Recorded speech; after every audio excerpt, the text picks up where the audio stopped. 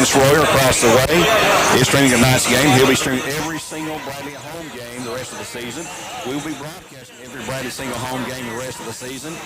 And we encourage you to listen to mask here on the phone. I mean, I sound bad enough with I sound worse with a mask on, but it ain't going to bother me right now. I've already had it and gone through that in very mild case, thank you, Lord. We're 30 in the last 16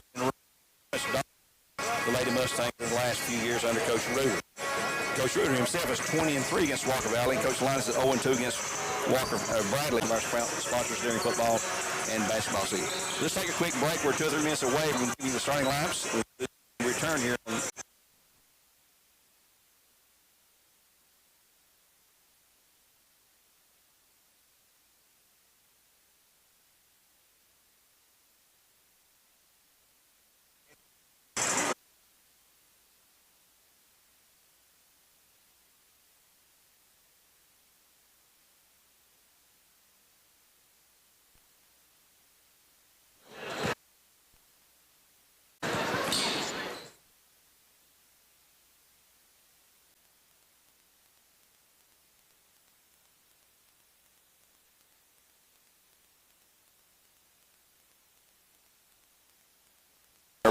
Pre-game portion of Walker Valley Lady Mustangs. I think we're going to have a nice list.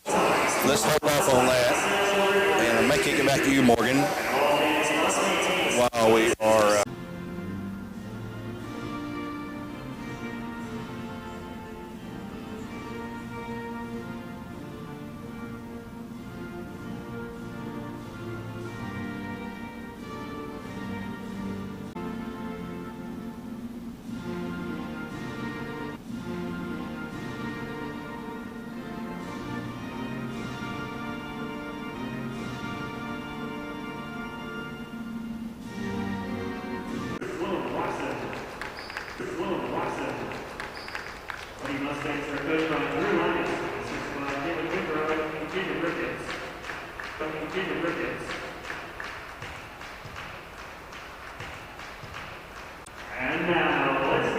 Senior Jemiah Williams, number 4, 6 senior Jemiah Williams, number 4, 5'8 senior Kelsey Carmen, number 42, 6-foot sophomore Hannah Jones, and number 43, 6'1 more Hannah Jones, and number 43, 6'1 senior Anna Mahonen for the Bearettes, senior Anna Mahonen for the Bearettes. Only the line with low inside's good. Only the line with low inside's good.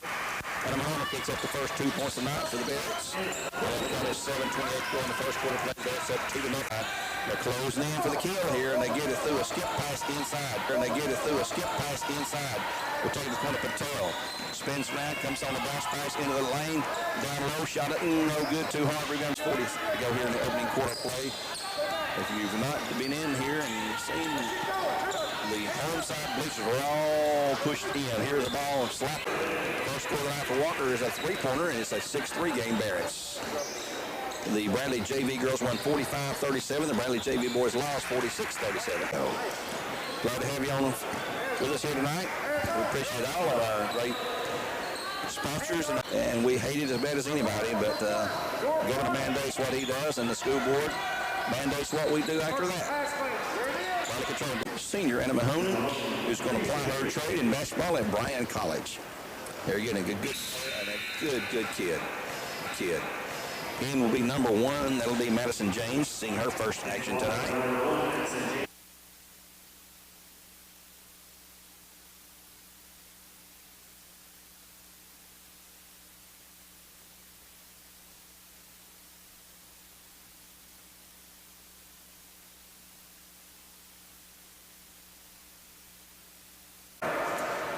Ashton is in.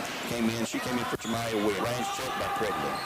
She'll back away, reset the offense. Patel, right wing. Patel skip. She stepped on the sideline. They're going to call a foul on Bradley's number 10.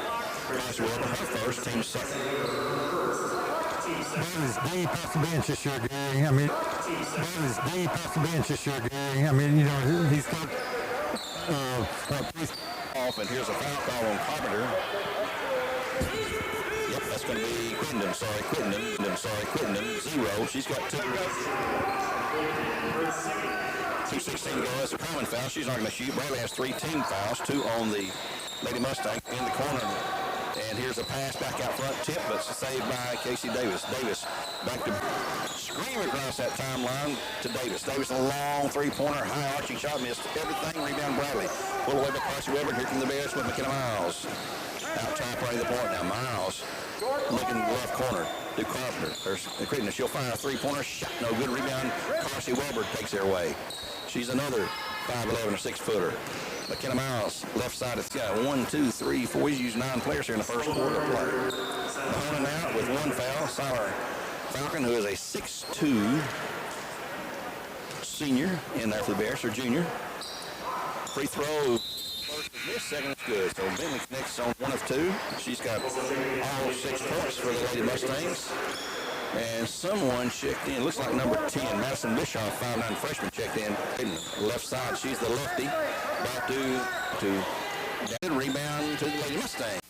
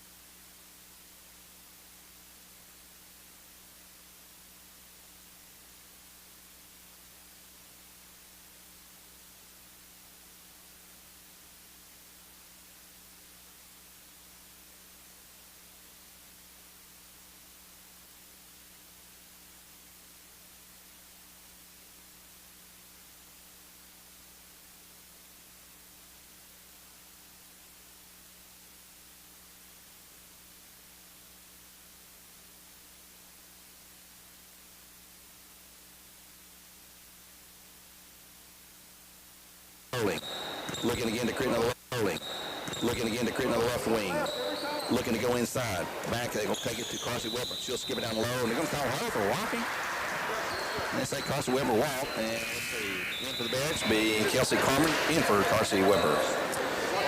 Ball back to Walker Valley. Brothers going to have a four-foot man-to-man press now on the inbounds pass.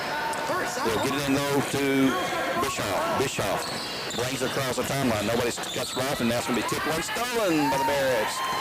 That's going to be Crittenden on the steal to Kelsey Carmen ahead now. Shot up and good by Hannah Jones. She has got 14 points here in the half. 22-6 our score. Early in the half. Yes. And like I said, her high watermark is 15 career-wise. But she's just a sophomore. She's going to have a lot of games. Here the ball tipped out and out of bounds off of Pittman. And for Walker Valley will be Patel back in along with Earls. Alyssa Earls and Melissa Patel. Melissa's a 5'5" junior and Melissa is a 5'9" freshman. Alyssa Earls. Down low, bad pass. Bradley picks it up. Kelsey Carmen comes forward, slows down, waits for help. Down low, he'll go. They'll kick it back out long. A three-pointer shot is no good. Rebound inside. Falcon had it. Over the back, it looks like. Siler Falcon. Yep. The big girl in there picks up her first foul. Team foul number 2, 3, 4, 5. Along the baseline, Walker Valley gets it in to Casey Davis. Davis going to pick up the half court by Carpenter. Carpenter, good-looking sophomore. Played a lot as a freshman last year. Started the state tournament game for the Bears. Shot inside low, no good. Rebound tipped out and lost. Grabbed back and saved by Hannah Jones. She walked. Yep. She walked. They caught it. Lost her momentum. They're going to call a foul, though. Oh. Take a foul on number 1. I guess the foul calls the walk. Well, James first, team third. 6 minutes to go in the half. 22-6, Bears by 16. Short quarter. Carpenter to Crittenden. Left side. Crittenden likes that outside shot. Here's a long three by Kelsey Carpenter. It's off the mark. We can tell that from here. Rebound to the Lady Mustangs. It'll be James with the ball. Finds Davis. Davis now pushing across the 10-second line. Goes all the way through into the paint. Gets in trouble. Kicks it back outside now to Bentley. Bentley loses the handle out of bounds to Bradley. They're trying to dribble through these big, tall Bradley girls, and that's when you're no taller than be like me trying to dribble. Right. You can tell both teams are rusty from out the layup for half. Nobody's in sync right now. They started practice back on the 28th, but they laid off for 3 weeks or so, and that's just not good. Here's Kelsey Carmen inside to shoot. She'll be fouled. She'll shoot a couple of free throws. Foul on Walker Valley's number 22. That's going to be Emma Bentley, her first. Team foul number 4. But they'll shoot a couple of free throws as Arsenal Estrada prepares to check in for the Bears. A 6-foot senior. Another 6-footer. Let's keep rolling out. Here is first shot by Kelsey. Good. Her first point of the night for the senior. Estrada in. Falcon out for the Bearettes. So everybody on the roster, except for some young, really young guys, have played for the Bearettes. One more shot for the senior. Kelsey, by the way, will be playing college ball, but it'll be volleyball. Shot inside, good foul Bradley. That's going to be on Hannah Jones, and she'll pick up her first foul. Team foul number 6. Kelsey is an outstanding volleyball player. She'll be playing for Covenant College in Chattanooga up on the top of Lookout Mountain in one of the most beautiful campuses you've ever seen. If you've not been up to Covenant, go up and check it out. As Saudi wants to take a timeout. We'll take one along with them here.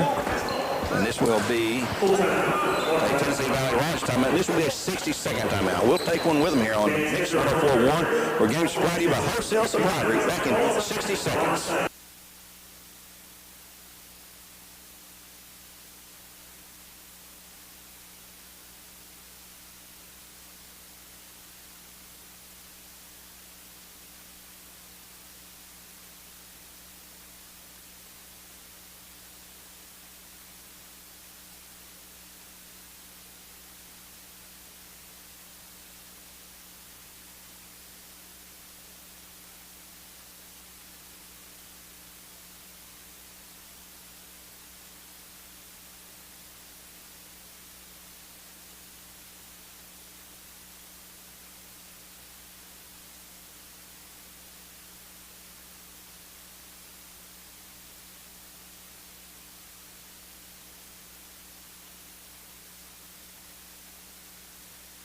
Saudi, I guess.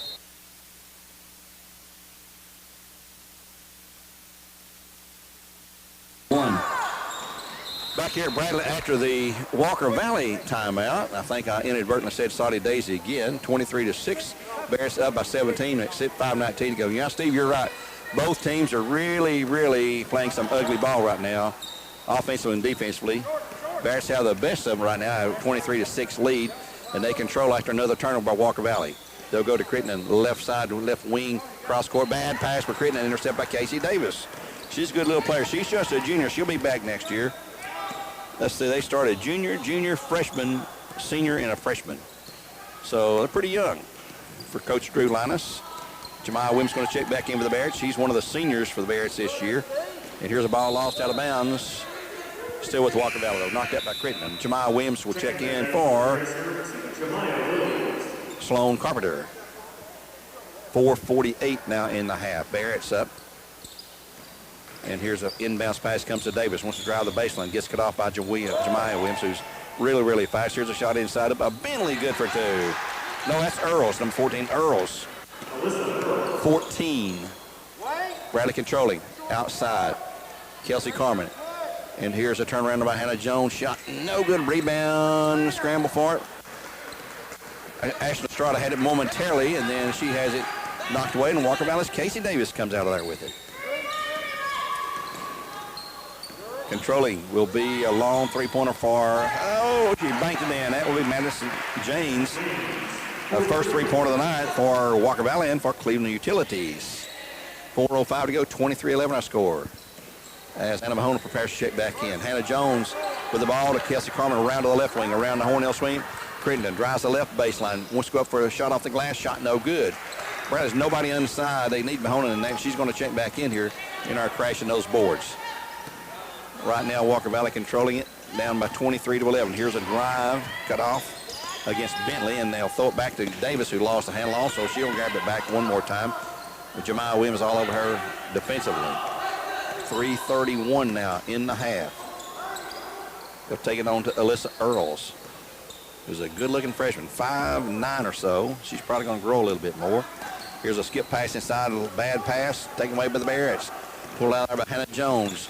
Jones will kick it back over to Jemiah Williams, who's out front running the point right now. Crittenden on the drive inside low, cannot shoot, gets double teamed on the baseline. And here's a wide open Hannah Jones, who smartly cut to the basket and found herself for her 16th point. And that is a new career high in the first half for her with 16. 2:55 remaining, 25-11, Bearettes by 14. Coach Reuter will talk to us after the game. I can almost tell you what he's going to say. Ball tipped out of bounds off the Bearettes right in front of us here. He's going to say, we have not played, and it is very obvious for both teams. It's been so long. Mahoning back in for Ashlyn Estrada for the Bearettes. Davis right in front of us here with inbounds a pass. Comes in backcourt to Patel. Marissa Patel, Coach Drew Linus, Walker Valley screaming something. Here's the ball nearly stolen. And here comes a drive by Bentley. She can't do it. Gets cut off by Kelsey Carmen. Backs away. Keeps the dribble alive, though. Kelsey looking at somebody to give the ball away to. She's driving against Kelsey Carmen. Got the 5-second count on it just at the last second. She gets it off. Here's the drive side by Alyssa Earl. She's going to lose a handle on it, though. It's going to be taken. Oh, she's going to hang on to it somehow. Tries to go to a teammate. She does down low to Davis. And then on to James. She's going to be fouled by Mahoning, I believe. No, it's going to be on Mahoning. Yeah, it's. That's Mahoning's second. And Siler Falcon will check back in for her. The first free throw is, well, mark no good. Free throws, by the way, are sponsored free throws. Crown Chrysler Dodge Jeep Ram. And shooting one more of those will be James. Now they're going to. That foul was correct on 43. 43, right? 43. Okay, it is two on Mahoning. They checked her out. One more shot for James coming up. Patel. In for the Bears is Carsey Weber again, replacing Ashlyn Crittenden. And one more shot coming up for James. This is Madison James, 5'10" senior. Tall, slender girl. And it is no good. Missed both. Rebound Bradley. Pulled away by Hannah Jones. She'll go to Williams. Williams quickly in the front court. Long cross-court pass. And they'll go down low to Siler Falcon and kick it back out to Williams. She'll shoot a long three-pointer. Shot is no good. Rebound, Walker Valley. 2:01 to go. 25-11 Bears up by 14 points. And it'll be Casey Davis driving along the right arc. Reverse dribble comes back out front. She's going to be called for pushing off. Got a little too aggressive defensively, and she will get her first foul. Team foul number 5. In for Walker Valley, number 2, Bree Lonis, 5'2" sophomore. Bree Lonis, 5'2" sophomore. Number 2 checks into the game. She's a small girl. Yep, 5'2" is about right for her. She's little. Jemiah Williams on to Kelsey Carmen. Gets a screen now from Jones. Back to Jones. Jones will pop a 3 on if they're not careful. Here's Carsey Weber. She can shoot the 3-2 inside low. Siler Falcon falls down and lost the ball, but it bounces off a Walker Valley Lady Mustangs off the foot of Alyssa Earl. She had a good position. If she just turned and faced the basket, I think she scores on her. From the baseline, right side, Bradley inbound. Kelsey Carmen comes in long now for a long three-pointer by Carsey Weber. Shot no good. Tip to Siler Falcon. Boy, she just dominates. She's so big. Williams back to Carsey Weber. In the corner, they'll go now to Carmen. Down low to Falcon. Here is Jones for 2. Shot no good. Rebound kicked away. Little 8-footer missed. Patel with a rebound. Trying to get across the timeline, and she'll will. Two Lonis who just checked in. She tries to go down low, and she's going to have her shot blocked by Siler Falcon. Alabama's to Lady Mustangs with 112.5. Bearettes up 25-11. It's been really a slow quarter offensively on both teams. Yeah, Bradley, the girls picked up 5. Walker's picked up 5 this quarter. Here's a drive inside low. Shot no good. Foul on Bradley. Kelsey Carmen, I believe, gets the call. And they'll shoot free throws. This will be number 4, Kelsey Carmen. That's her first. Team 2, 3, 4, 5, 6, 7, 8. But shooting 2 will be number 14, Alyssa Earls, a freshman. At 1:07 to go. Free throws on behalf of Crown and Chrysler Dodge Jeep Ram. First one is good. She'll have another. She's got 3 in for the Bearettes. Ashley Estrada checks back in for Siler Falcon. And I don't know what you say at halftime. We know when both teams are playing as, I hate to call it lousy, they're just not playing good, but they've been off so long. They're just playing rusty, and you can't say a whole lot. Your sync is out of sync right now. Both free throws are converted by Alyssa Earls, 25-13, 12-point game for the Bearettes. And they'll bring it in front court to Kelsey Carmen. She'll go down low to Estrada. Coach Reuter is hollering his post players. We need a post that can score. They'll go inside low now to Ashland. She just want to go. The hole gets cut off, spins back now, and a two-pointer up and in by Hannah Jones. Well, she's taking advantage of it. She's got 16. She's got 18 here in the first half. If my math is correct, 27-13 with 34 seconds to go in the half. Patel controlling out top with Carmen on her. Kelsey has the ball down on the floor. We got she just takes it away. Here comes a fast break. Hannah Jones, 1-on-1. Shot and too hard and missed. Rebound, jump ball to the Bearettes with 21.6 to go. Tied up inside by Sloan Watson and Jemiah Williams. So that's a mismatch in size with 21.6 to go. 27-13, 14-point lead for the Bearettes. Here's Carswell for the long three. No good. Bradley has not connected that on 1 3-pointer, 2 for Walker Valley. Fouls called on the Bearettes. Number 20, Estrada, her first. Team 9th. And the line shooting a 1-and-1 will be number 14, looks like, Alyssa Earls. She connected on her first 2 attempts tonight. She's a freshman. She's got 4 points. Back in be Madison James. Washington will check out for the Lady Mustangs. 17.6 seconds to go in the half. Bears up 27-19. 13. It's hard to read one of the scoreboards here. From this angle anyway. Free throw is good by Earl. She'll have another. Pretty good form there, Steve. And she's good release, good touch. Got the right spin on the ball. 27-14 the score. Very low-scoring girls game at this point. Yeah, Coach Reuter's played a lot of kids, trying to get everybody a little game time before you get deeper into your district season. They're really tired of playing each other in practice, that's for sure. They couldn't practice at all for about 3 weeks, came back to 28. Clock's running down. Here's a long 3. Shot is no good. Back up, missed down low by Jones. They're going to dribble out the clock here. And there's the first half ends. Bears only 7 points that quarter. They'll extend their lead slightly. 27-15 our score as we go to the halftime break here on Mix 104.1. Halftime score, Bradley Central 27, Walker Valley 15. We'll take a 2-minute break and we'll return and have a halftime interview, we hope, with a couple of folks. Back in 2 minutes.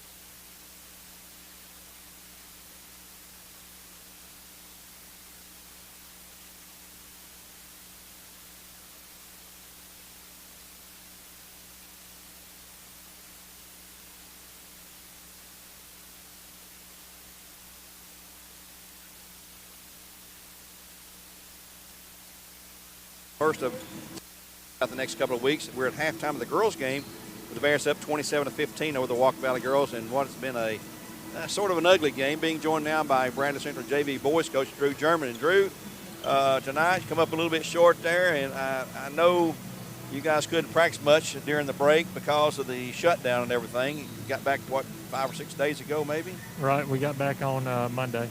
Monday? Well, and it showed. I think everybody's rusty right now.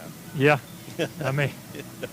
But how is what I know you couldn't do anything. But how do you think it affects the team, timing wise, I guess, or every facet of the game that you can imagine, shooting and everything? I mean, we've got as many guys as we have playing freshmen, and then come up and play JV. They're getting freshman practice time, but we're not getting a JV group practice time because with the time constraints of what we were dealt, I mean, we had to focus a lot on the varsity game. You know, and I mean, our JV kids are getting reps in with our varsity, and they're getting to go against our varsity and be scout team against the varsity. But you could tell in the JV game, we were not very cohesive.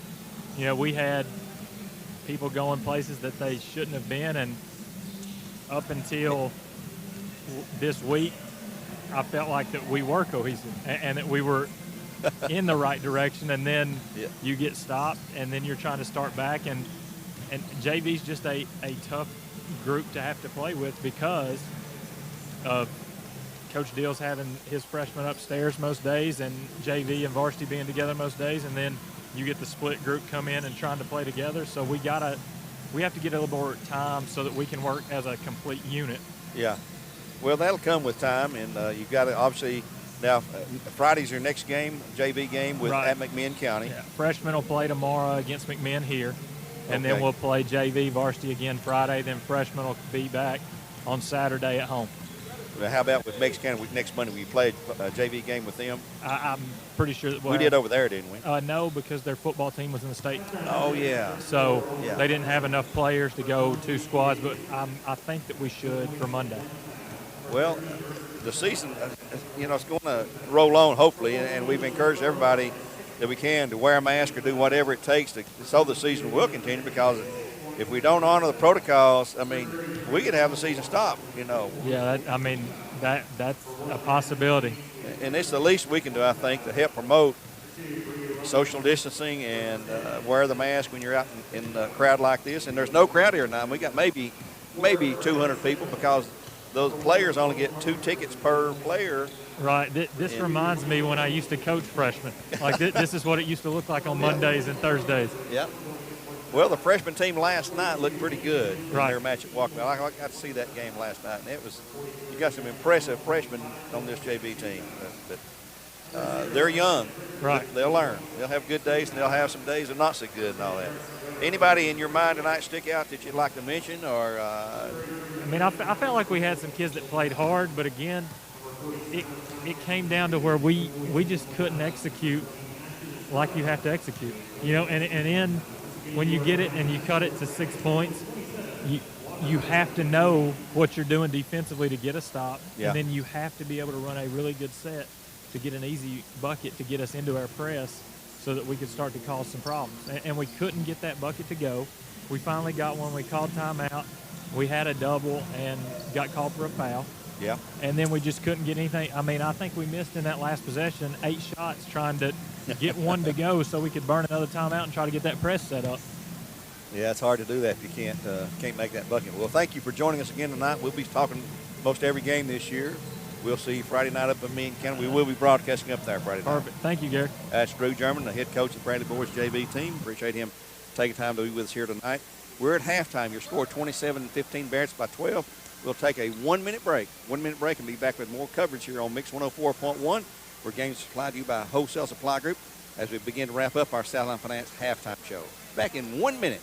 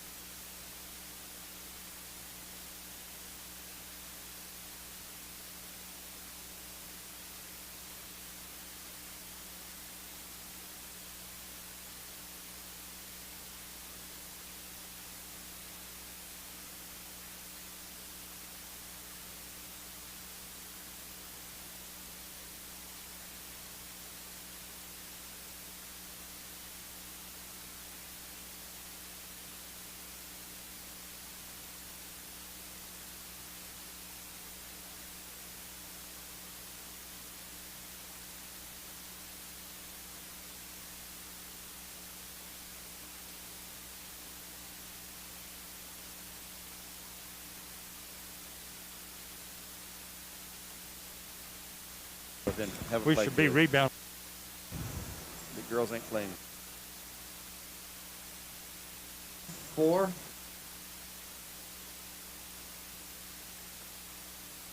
Southland Finance halftime show on Mix 104.1. Bearettes up 27-15 at halftime. Steve, you got some stats and scoring there for us? Yeah, for Walker Valley, Lisa Earls and Emma Bentley have 6 points apiece. Turnovers for Walker Valley, they turned it over 16 times. Bradley scored 10 points off those turnovers. The rebounding edge is not what you would think for Bradley's height. It's on 15-13 in favor of the Bearettes. For the Bearettes, But look at the points, 18 points in the paint compared to 2 for Walker Valley. That's where the size showing up for the Bearettes. Yeah, Hannah Jones is having a career high first half. She scored 16 points. Hannah Mahonen 5. Jemiah Williams 2, and Carson Weber hit a 3 ball. Shooting from the field, Walker Valley is 4 for 13 for 30%, and 5 for 8 from the free throw line for 62%. The Bearettes hit 11 of 30 for 36%, 1 3-pointer out of 10, which is not a very good mark, and free throws are 4 for 6. Yeah, shooting is one of those things you know is going to get rusty when you can't play. Oh, yeah. I mean, you can tell these girls, hey, find a place somewhere, go be yourself and shoot all day long, but it's just not the same. It's just as not practicing. like game conditioning. No, it's not at all. They're used to banging on each other. I'd like to remind you folks about the Voitech Center for Orthopedic Care. No matter if it's a sports injury, a work injury, or just an accident at home, Voitech Center has you covered. Check it all out at Voitech.com. Our good buddy, Dr. Gary Voitech, there. Also like to remind you about Fitness gave away a year's free fitness contract today, 1 per day for the entire month of January on Mix 104.1. So listen in there. Through the year, you can join for only $1, but you can win a free one if you listen in to Mix the rest of this month. I forget, I'm going to say Kim Shea or somebody won that today. Don't remember exactly, but we're getting ready for the tip-off of the second half here. Bearettes up 27-15 right now. It will be opening the half. Ball to Walker Valley. Mustangs in their road uniforms with a dark blue trimmed out in yellow. Bradley in their home whites trimmed out gold numerals trimmed in black. Bradley will have Jemiah Williams, Sloan Carpenter, Kelsey Carmen, Hannah Jones, and Anna Mahonen on the floor. Walker Valley can count their same 5 as like Casey Davis. And there's a block foul called immediately on Carpenter. Jones. On Hannah Jones. She's got 2. First team foul at half, of course. Also for Walker Valley, we have Sloan Watson, Marissa Patel is in there, Alyssa Earls, Casey Davis, and I'm missing, Emma Bentley. And here's a steal by Kelsey Carmen, a breakaway left for an easy 2-pointer. She's got 2. Her first 2-pointer night, she has 3. The Bearett lead now is 29-15, a 14-point margin here in the opening district game of the year for the Bearettes. And here's a ball lost and grabbed away by Hannah Jones on Jemiah Williams. Jemiah 1-on-3, going to have to wait for him. Oh, a skip pass ahead. What a beautiful pass. Williams to Kelsey Carmen for a 2-pointer, and the Bearett's defense has converted 2 turnovers into 2 quick scores, lead now 31-15. Here's a trap in backcourt. They'll go to Davis, on to Earls in the corner. Sloan Watson for 3, shot and good. Sloan Watson nails the 3-pointer for Cleveland Utilities. Third of the game for the Lady Mustangs. Down low, Jones misses, rebound taken away by Earls. Earls in backcourt to Davis. 7:01 to go here in the third. 31-18. Bearett's up by 13 points. Some of you folks I know came tonight hoping to get in, got turned away. Not a whole lot anybody can do about that. Talk to Governor Lee or to Dr. Cash. Here's a shot blocked inside by Watson. Grabbed back by the Lady Mustangs, though. Down low, shot up and in by number 22, Emma Bentley. She's got a total of 7 points. She leads the Lady Mustangs scoring. Bearett's up 31-20, 11-point lead. And here is a foul call on Patel. Don't know about that one. Bearett's will take it. It'll be Patel picking up her first foul. Team first of the half. With 6:25 to go. Bradley inbounds right baseline. Jemiah Williams inbounds to Mahonen. To Carpenter. Back in the corner now go Carmen. Looks for a 3-pointer. Will not shoot it. On to Carpenter. Down low. They'll go inside now. Turnaround shot by Mahonen. She missed. She just a little off tonight. Mahonen with 3 points the first half. Got to use the backboard a little bit. Let it be your friend. Yep. banged it off the back of the iron. Rebound goes to the Lady Mustangs. 6:05 in the third, 31-20. Bearettes by 11. We'll have the boys broadcast immediately after this. And here's a bumping foul called. Oh, no, they're going to call a turnover on the Lady Mustangs by an off official. I'm not sure what the call was. Might have been walking. 5 seconds. Oh. Drew Linus is sort of protesting the call as Carpenter brings it across the 10-second lane. Looks to the left side to Kelsey Carmen. Lost the ball, goes back to pick it up. She'll go back now to Carpenter, who's on the right wing, on to Williams. Down low to Mahonen. Mahonen, a little jump shot up, no good again, short. Rebound cleared by Sloan Watson for the Lady Mustangs. Anna's having a tough night here tonight. 5.5 to go here in the third quarter play. And here's a drive coming up by Bentley. Shot is up, blocked, rebound to Watson. Shot good for 2. Watson's got 5 points. 31-22 our score. Carpenter at 3-point range on to Carmen. Kelsey reverse it, goes back to Carpenter. She wants to penetrate, goes back to Carmen. She'll shoot the long 3. Shot no good. Rebound. Carpenter clears for the Bearettes. This zone, here's a shot up by Carpenter. Good for 2 on the drive. She's got her first 2 of the night. That 2-3 zone, if you're not hitting, you got a rebound. You've got to shoot. And there's a turnover by Walker Valley. They had 16 of those the first half. But you've got, when you're playing a 2-3 zone, they've already got people under the goal ready to rebound. So if you don't make the shot, and if you're that offside guard, you've got to sneak in and get some offensive rebounds and put back. Riley on the weave motion offense. Here's Carmen in the corner for a long 3-pointer. No good, but I believe she's going to be fouled by Alyssa Earls. Will pick up the foul, her first. Team second of the half, and that'll put Kelsey Carmen on the line shooting 3 free throws for Crown Chrysler Dodge Jeep Ram. She's a really good free throw shooter normally. Tonight she's 1 for 2. First one here is good. She's got 6 points now. 2 more shots coming up for Carmen. As we said, she's going to play volleyball at Covenant College up on the top of Lookout Mountain.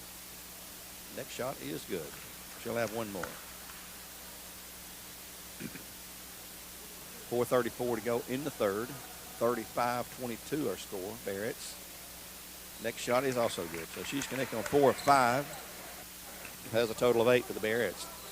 Full court pressure being applied now, and that's what you can do when you score and they have to inbounds ball. You got to change to set your defense up. In backcourt will be Alyssa Earls with the ball. No S. In the corner go Patel. Patel, right side, can't shoot it. Goes on to Bentley. Bentley working one-on-one against Carpenter. She's picking up the dribble now. Here's the ball slapped at against Watson. She'll pick it back up though and save it. Alyssa Earls, a freshman, driving inside. Shot blocked by Mahonen. They're going to call a foul. Or Jones. No, it's Mahonen. 43. Let's see. 43. Yep. That's Brianna Mahonen. She's got 3. Team second. The line shooting 2 Crown Chrysler Dodge Jeep Ram free throws is the freshman Alyssa Earls. So far, she's 4 for 4. She misses 1. 4 free throws and a bucket for 6 for her. 1 more shot coming up. At 4:07 to go, clock stop. 36-22 Bearettes by 14 here in the third. Boys game to follow. Back on the air Friday at McMinn County. 4-game set scheduled up there. And the next free throw is good by Earls. And McMinn County, McMinn Central, and the McMinn County School System did not stop anything athletics-wise. They played all through the break. So they've got several games under the belts, both at Central and McMinn County. Here's the drive inside low by Carpenter. A running jumper shot no good. Rebound, scramble for it. Pulled away by Jones. Jones wants to go back up, kicks the ball back to Mahonen. She's going to go inside, and she has it stripped away. She was basically triple teamed in there. Couldn't dribble through that. They'll go to Bentley in backcourt, working one-on-one against Jemiah Williams. A lot of bumping allowed here. Williams grabbing at the ball, can't get it. Bentley reverse the dribble, wants to go inside, can't do it. Keeps the dribble alive. Backs away near three-quarter court now. Finds Earls. Earls looking back to Bentley. Here's a long 3, shot no good. Rebound, kicks out long to the Bearettes. Pulled away by Mahonen. Mahonen, 3-on-3. Pull-up jumper shot is good. Mahonen finally hits 1. She's got 5 now. 38-23. Bears trying to extend that lead. They led by 12 at halftime. It's up to 15 right now at 38-23. Bentley in backward, dribbles into a double team trap and goes to Patel. And it's going to be picked up. And we got a foul. Whistle sounds. Is it a foul or is it walking what? It is a foul on number 13, Patel. That's her second, team third. Give the ball back to the Bearettes. 3:01 in the third now. Carpenter slowly walks the ball up against this 2-3 defense. Been there all night long. Here's Mahone inside. Little pull-up jumper shot and no good. Too hard. Rebound by Jones. Lost it. Slapped away, though. Picked away by Bentley. Long lead pass to Sloan Watson. She's going to gun a long three-pointer shot. Is no good. Rebound. Bradley's Little Williams clears it. And she's going to be grabbed and fouled by Casey Davis. And that's going to be 3 on Davis. I believe that is number 12. Yep. Referee confirms my suspicions. That is her. Well, makes her second on Davis. Not her third, but her second. It'll be a full team out for Tennessee Valley Roger, as far by Walker Valley. Back in 1 minute on Mix 104.1 with 2:41 in the third. 38-23 our score.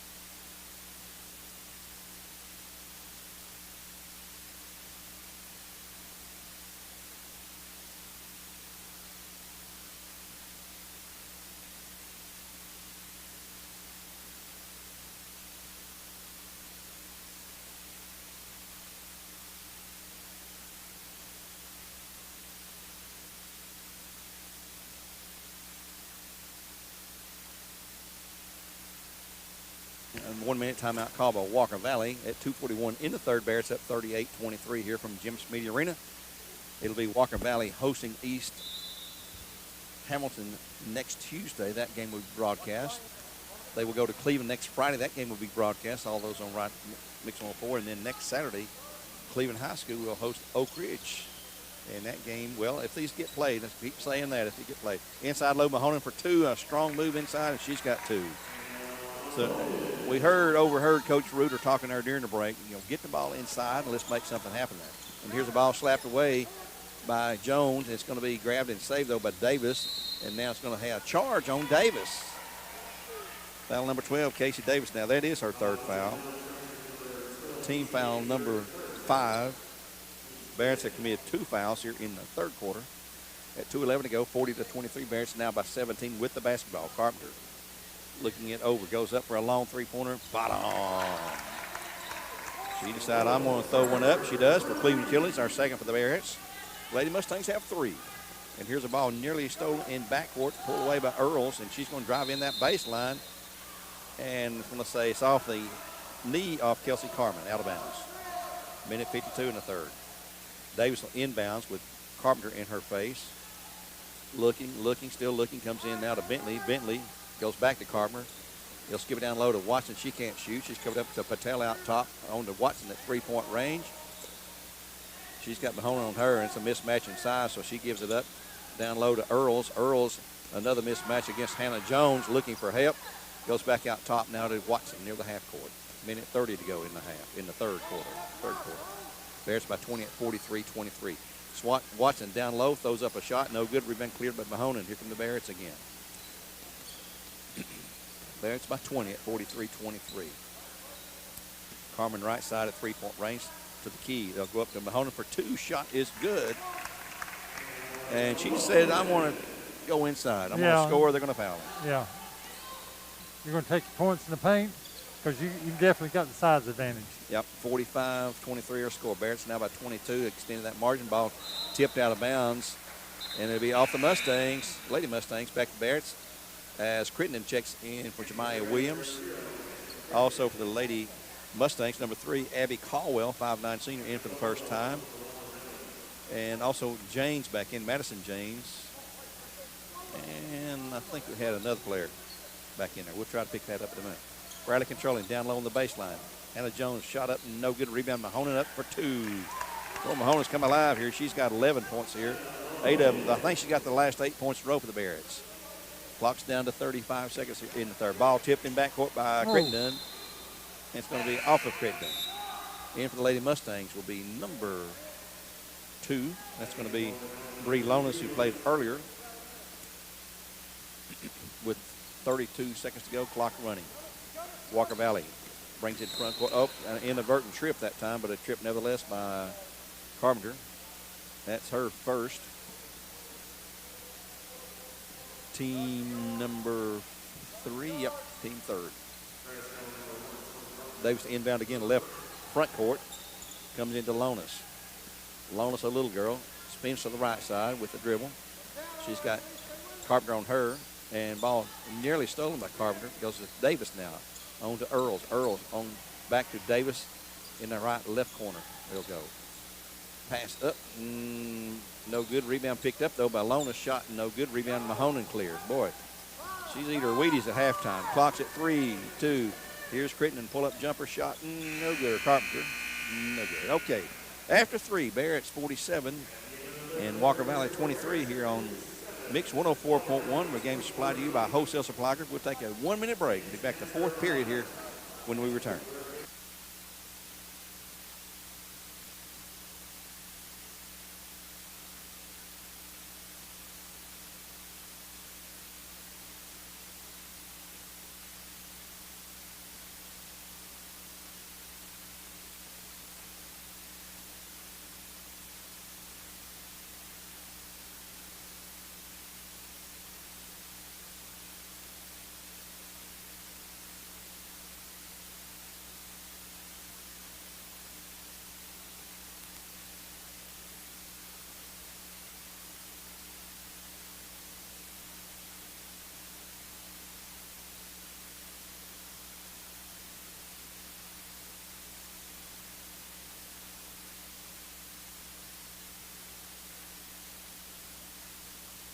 Fourth quarter play here at Bradley Central on Mix 104.1.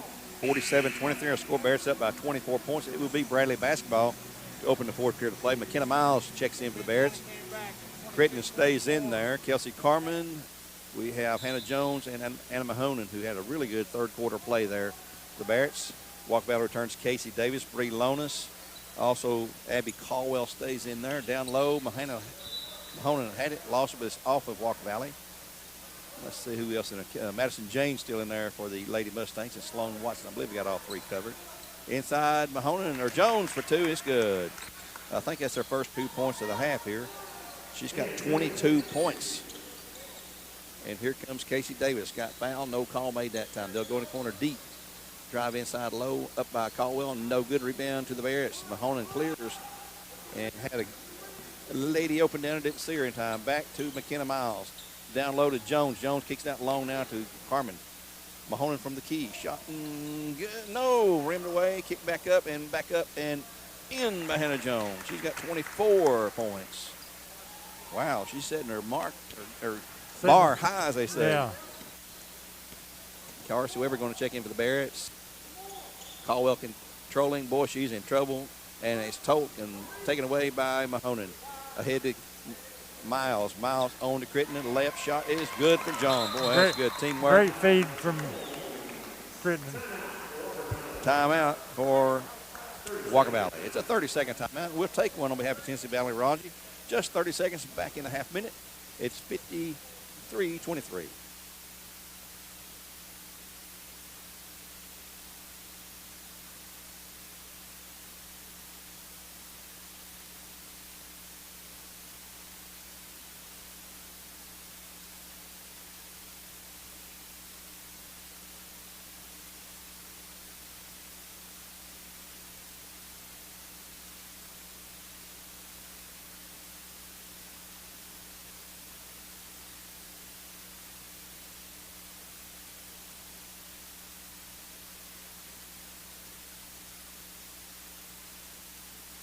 Two. Oh, God. Back at Bradley Central, immediately have a foul call on Bradley Central, number 33, McKenna Miles on the inbounds pass. Her first team 4th of the half. It's up by 30 now, 53-23. We're close to hitting the mercy rule. I hadn't realized that until just now. In backcourt, ball tipped by Crittenden, but grabbed and saved by Walker Valley. And now And here's a takeaway. As McKenna Miles just says, I want the ball, throws up a wild shot, rebound by the Bearettes Mahoney. She's going to shoot a couple of free throws, so she's going to be hacked hard by Abby Caldwell.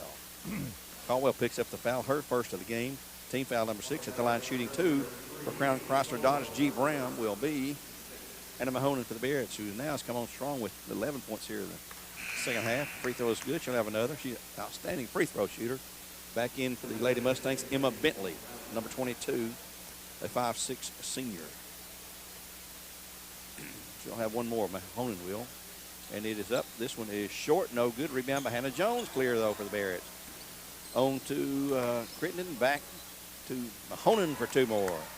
She now has picked up 12, 13, 14 points. Bearettes extend the lead to 56-23. We're 2 points away from a mercy rule here in this game. Trap on Davis out top. She'll get the pass away, though, inside low to Caldwell. She'll lose the handle on it, grabs it back. She's going to be fouled by Jones. I believe Hannah Jones was the culprit this time. Gets picked up the foul. That's going to be her third. Yep, PA confirms that is 3. 6-10 in the game, 56-23. Free throw is way off the mark. No good for Caldwell. She'll have one more. Caldwell, a 5'9" senior. 5'7" senior, make it. She'll have one more. It is up, and it is no good. Rebound, Bearettes. It'll go to Jones. Jones to Carpenter. Carpenter goes to the left side to Carsey Weber. Weber all the way across court. Here's McKenna Miles for a long 3-point. Shot no good. Rebound inside Mahoney. No good. Gets it again up. No good. One more time. No good. One more time. Mahoney with 3 rebounds off the first missed shot. She now has picked up 14 points with 11 of those coming here in the second half. 58-20. Siler Falcon checking in for the Bearettes. Next dead ball. Here's a drive inside by Bentley. Ball kicked out of bounds. And it will be out of bounds to Walker Valley. Back in is Alyssa Earls for Walker Valley. Siler Falcon for the Bearettes. And we're at the 30. Yep, the clock is running. We're at the 35-point margin, which is a mercy rule in the nation now. It's a nationwide rule in all high school sports. 35-point lead in basketball in the fourth quarter. The clock will continuously run, except for injuries or called timeouts. Here's a steal by Crittenden. Shot up and good for 2. Nice little scoop, underhanded up and in. She's got 2. 60-23.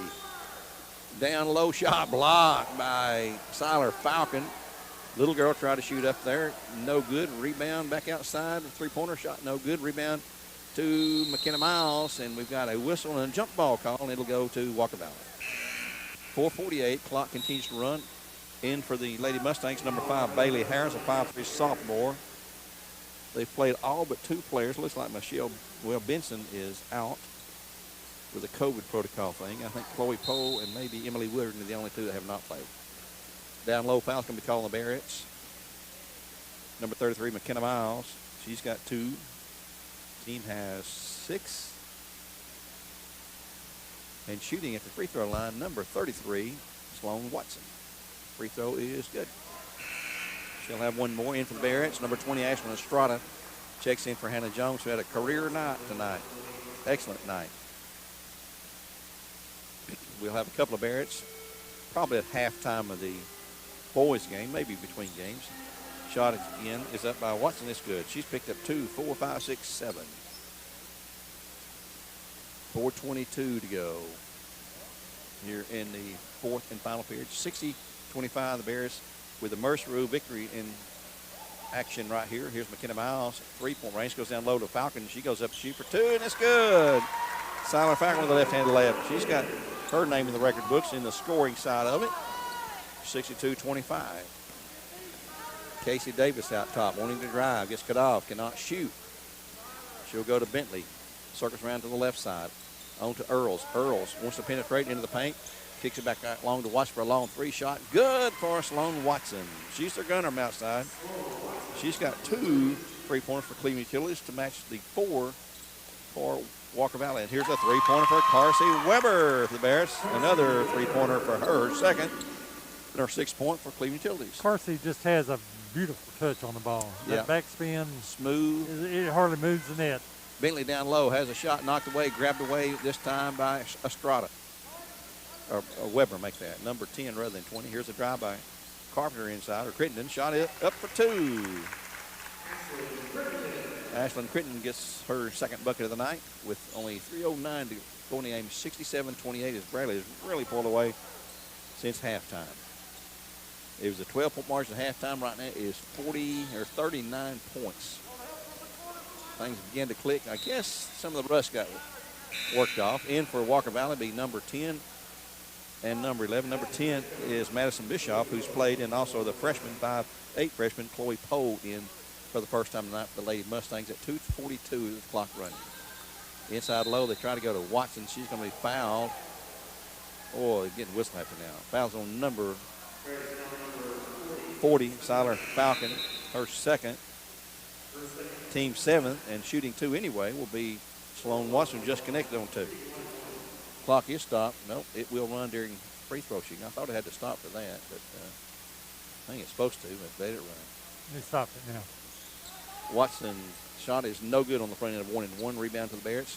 Pulled away by Carpenter. In the corner. Here's Carson Webb for another long three-pointer.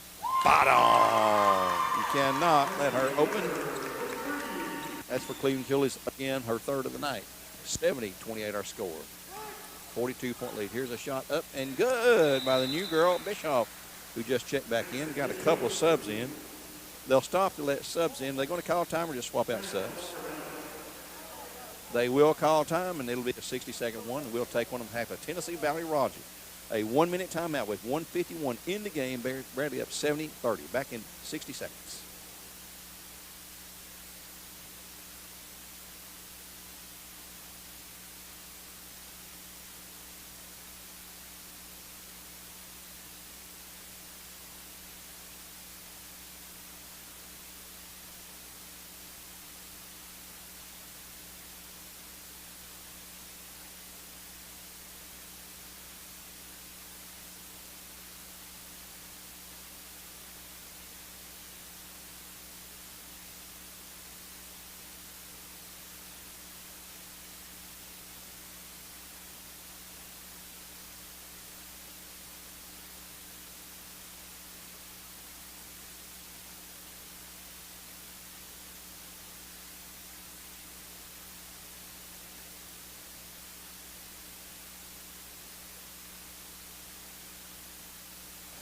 Back here for the final minute, 40 seconds to go here in the fourth final period. Bearettes up 70-30.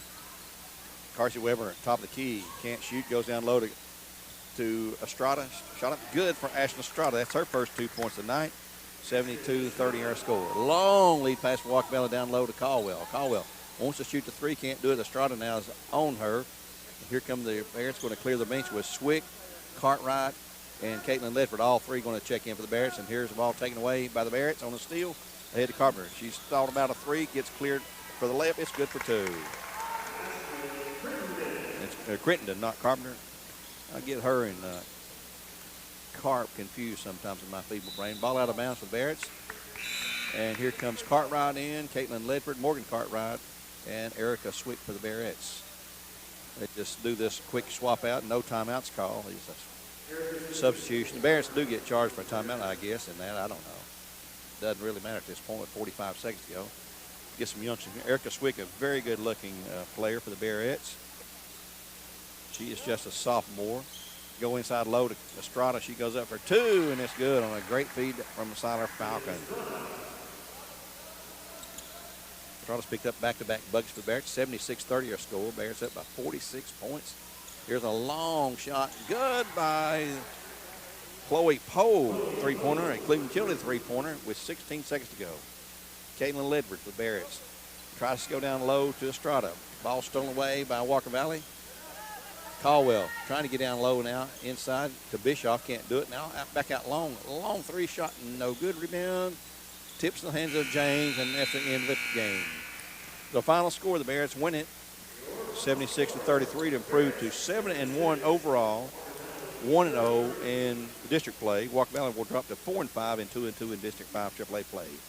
Again, the Bearettes win it 76-33. We'll take a 2-minute timeout here as the game is completed. We'll be back with more live coach on Mix 104.1, where games supplied to you by Wholesale Supply Group. And we'll return, as I said, in 2 minutes and hope to have some Bearettes for an interview here when we come back.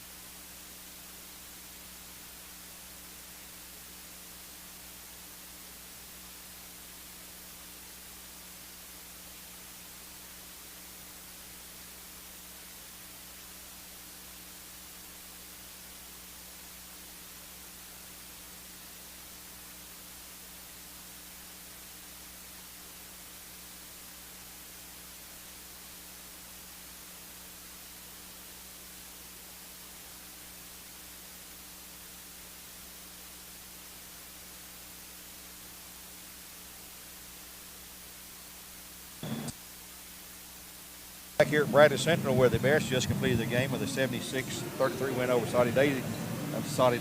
I've walked by Saudi Daisy multiple times tonight, Drew. Sorry about that. But good. As the colors are the same, you know. Yeah. Being joined by Drew Linus, the head coach of the Walker Valley Lady Mustangs tonight. And Coach, we talked there off the air. Boy, everybody's rusty, and it showed tonight in the games. We've seen 3 games already, and all of them have been sort of ugly in a way, but it'll get better. You're right. I mean, the first quarter we did not play very well, and the second quarter Bradley didn't play as well, and then we came out flat in the second half, and we couldn't execute offensively, but it may take us another week or so to get back on track. Well, you're missing a big player too, though. Michelle Benson is still out. She'll be back with you soon. Yeah, I hated not having Michelle. It was good for some of our young girls to kind of see. We got some freshmen. It's good to see. This type of rivalry. I hated Michelle wasn't here, and we're glad she'll be back on Friday. Well, it'll be good to have her back. And, yes, sir. And as we've talked, and I've talked to the other coach tonight, things will get better as we go along. It's tough. We talk about kids. If you're an individual player, you can go shoot by yourself. It's not the same as being in the gym with your teammates and playing against the reserves or whoever you're playing against, because it's not game action. It's not, and that's what makes it tough. I mean, I'm sure our girls, got some work in, over this break, but you're right, it's not the same, and I love the fact that our young girls, our freshman girls, are coming in ready to do some things, and it was good to see. Well, Alyssa Earls, I've not seen her since she's a freshman. She looked pretty good. She got good size, too. She does, yeah. Her and Sloan Watson, they both started tonight. And, I was really glad to see them play, how they played. They've been doing some good things, both of them, as well as our other freshmen. And, we've still we're still pretty young. I mean, we've got 4 seniors and 2 juniors. But, those young girls, I told them they're going to get an opportunity to play, and, which isn't always the case for young girls. But, they're stepping up to the challenge. You mentioned a schedule change that you had to. You lost one, but you gained a game back there. Tell us about that. Yeah, so, I mean, we hated not playing the games over Christmas tournament, but we're going to play Chattanooga Christian on Saturday. We picked it up last week, and then headed to another busy week next week. And so, we got 3 days of practice getting ready for CCS, and, we look forward to getting back on track on Saturday. Well, we're going to be there next Tuesday. I think you host East Hamilton next Tuesday. Yeah, East Hamilton, They'll be back playing for the first time, starting next week. And then you go to Cleveland next Friday. Yes, sir. Mm-hmm. And we'll be there covering that game. And then we think that we'll be adding some more games throughout the season. Due to what's going on here. Right. Maybe, okay. Folks can get here, maybe they can listen on the radio. But thank you for joining us, as Thanks, always. Guys. I appreciate y'all. And we'll see you next game. Yes, sir. Sounds good. Thank you. Thank you, Drew. Drew Linus, the head coach of the Lady Mustangs of Walker Valley, giving his thoughts on tonight's game. The Bears win at 76-33. And Steve's going to give you a recap of the scoring here in just a minute. Before we do that, though, let's take a break here. The boys are on the floor warming up. We'll look at Bradley's scoring and the shooting stats and stuff like that for both teams, actually, here. Again, the final, the Bears win at 76-33, improving their overall record to 7-1 now. Only the 3rd game, I think, they played here at home this year, improving to 1-0, their first district game of the year, which you can believe that, on January the 5th. Walker Valley girls are now 4-5 overall, 2-2 in district play. And you heard Coach Drew Linus there was so gracious enough to come by and see us, as he always is. We appreciate him doing that. Bears win at 76-33. The next Bears game will be this Friday at McMinn County. That should be a 4-game set. McMinn County schools did not shut them down. They got to play all during the break, so they're probably a leg up on some folks. But we'll be there for that broadcast. You can hear it here on Mix 104.1. Steve and I will have the coverage for you, beginning with a 6 o'clock girls game on Friday. Then next Monday, we'll be back home here, Bradley hosting Meigs County, and hopefully that'll be a 4-game set as well. If you heard Drew German talk, we didn't get to play a JV boys game over there because their football team was still deeply involved in the state AA football playoffs. So hopefully he'll pick up a game against Meigs next Monday. We'll have coverage of that for you here on Mix 104.1. Next Tuesday, Cleveland High School will go to, Walker Valley will host East Hamilton next Tuesday. That will be a broadcast game for us here on Mix 104.1. Next Friday, Walker Valley goes to Cleveland High School for a 4-game set in a big district matchup there at Cleveland High School's Raider Arena. That'll be on Mix 104.1. And then next Saturday, Cleveland High School will host Oak Ridge, and probably will just be a doubleheader in that game. Usually don't play the JV games against Oak Ridge. But that's what we got coming up the rest of this week and next week. So a lot of coverage coming up. And it's going to get really, really heavy as the season rolls on. We'll take a 2-minute timeout here on Mix 104.1. Game supplied to you all season long by Wholesale Supply Group. And we'll be back. But before we go, let me mention about Buddy's Barbecue. Buddy's Barbecue, and it's always time for Buddy's Barbecue break. At the game, grab a hog back potato or pork sandwich or a hot fudge cake. Order online or get it at the drive-thru. That's Buddy's Barbecue up on Paul Hill Parkway. We'll take a 2-minute break. We'll be back with Bradley Central JV girls coach Amy Tinsley in 2 minutes.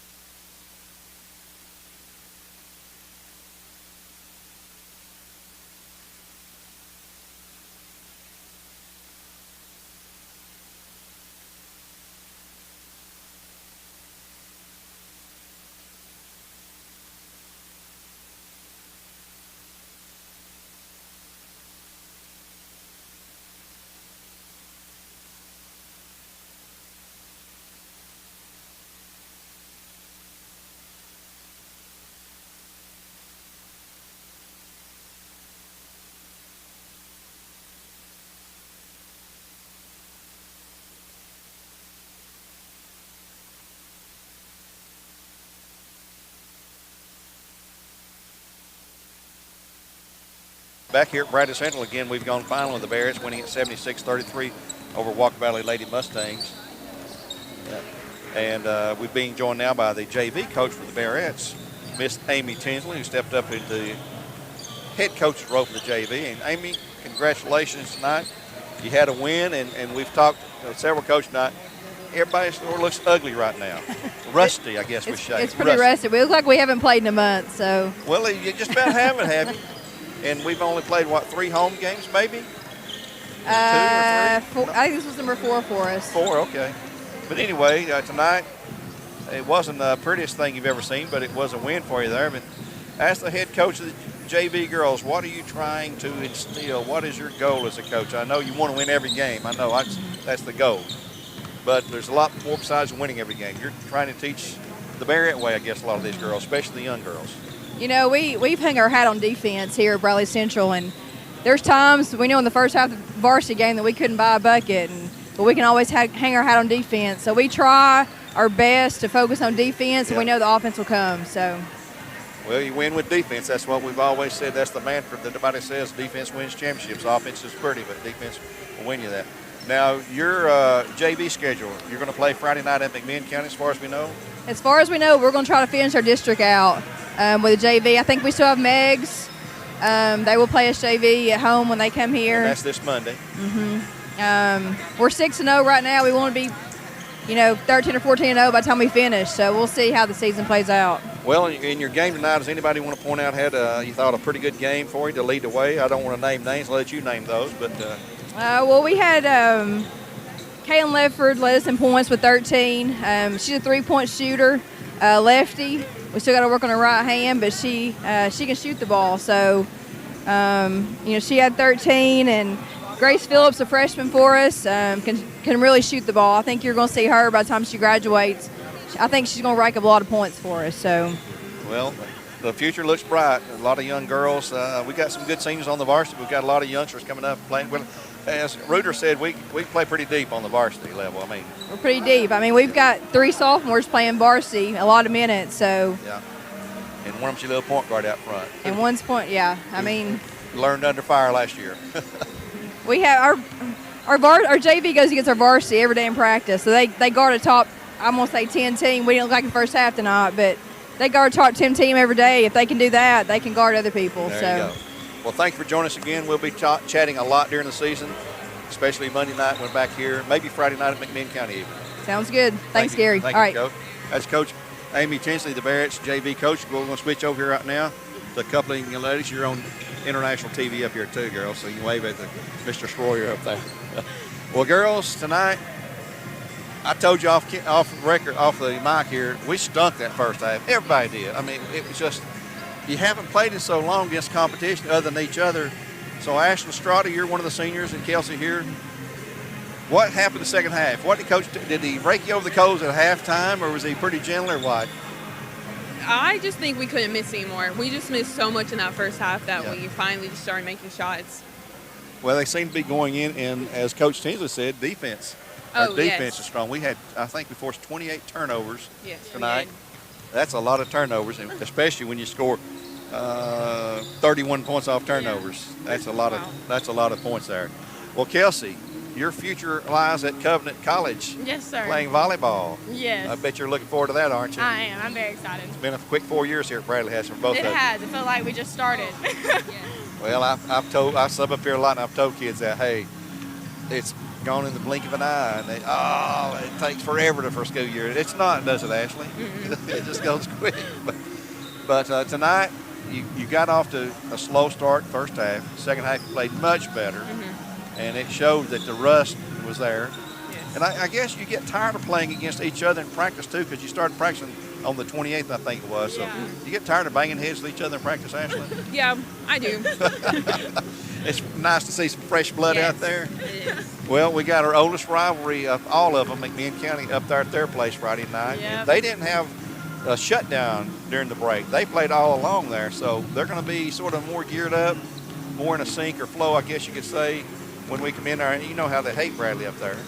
So they're going to be laying for us, trying to knock off Bearettes. We're still defending state champions. Yes, sir. Because we had no one crown last year due to the COVID, but hey, until somebody wins it, we're champs. We'll let you both go. Thank you for joining us here. We had two seniors before, Jemiah and Anna Mahonen, and this is Ashton Strada. And you're going to be playing college ball too, looks like, somewhere. At Bryan? Okay, she's going to be at Bryan. That's right, yeah. And then going to have volleyball for Kelsey here at Covenant College. Yes, Congratulations to both of them on your signing. Thank you. And we'll talk to you again later this year. Awesome. Thank you, girls. That's a couple of Bearettes, two more seniors, and that'll be all the seniors. We're trying to get the seniors first in interviews, and we'll take let's take a 2-minute break, and we'll be back here on our Southline Finance between game show, I guess we could say, in just 2 minutes on Mix 104.1, where games supplied to you by Wholesale Supply Group. Back in 2.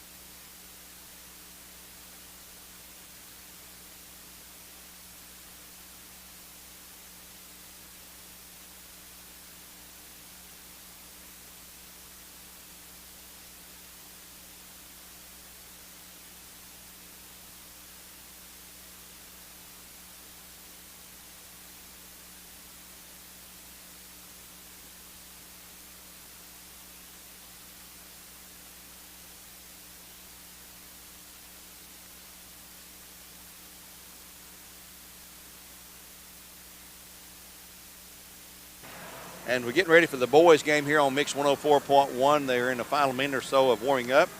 Fisher coming over here to check the scorebooks and everything. Let's go ahead and look at the starting lineup. Brought to you by Honda of Cleveland for the Raiders.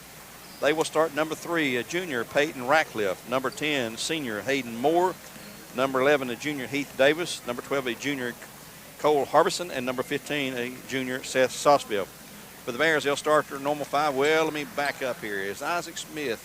I'm going to look for Isaac. He had been missing a lot of games. Yep, he's out there warming up. Isaac Smith, number 1, a 6'2 senior for the Bears, will start, along with Tucker Green, a 6'2 senior, number 12 for the Bears. Number 23, a 6'6 senior, Mason Rothwell for Bradley Central. Number 33, a 6'4 senior, Cole Haney. And also number 50, 6'5 junior, Carter Howard, unless they pull some shenanigans on me and change the lineup, and I didn't realize that here. We'll see as we get ready to introduce the lineups here on Mix 104.1. That's a Honda of Cleveland starting line for the Bears in their game. The girls won 76-33 tonight, I think, finally. Yep, 76-33. The JV girls won 45-37 for Bradley Central. And the JV boys of Walker Valley won 46-37 in their game there. So Bradley's taken 3 of the first 4. Mentioned Bradley will be on the road to McMinn County Friday night, and we will have that broadcast coverage of that game here on Mix 104 beginning at 6 p.m. And then we'll have coverage Monday right here at Bradley Central. Meigs County coming in back in. We had a doubleheader broadcast over there. Our first game of the year was at Meigs County. Next week, Tuesday, Friday, Saturday, you'll have Walker Valley hosting East Ham on Tuesday. They'll go to Cleveland on Friday, and then we'll have Oak Ridge at Cleveland on Saturday night. So a heavy schedule coming up here for you. And we've missed some games because of the COVID virus, and nothing at all anyone can do about that except just suck it up and keep on going along. And here come the starting lineups for folks. I tell you what, while they're doing, let's take one more break, a 1-minute timeout here on Mix 104.1. And we'll be back with the tip-off here in just 60 seconds. And the tip-off, of course, is brought to you by Toyota of Cleveland. Back in 60 seconds.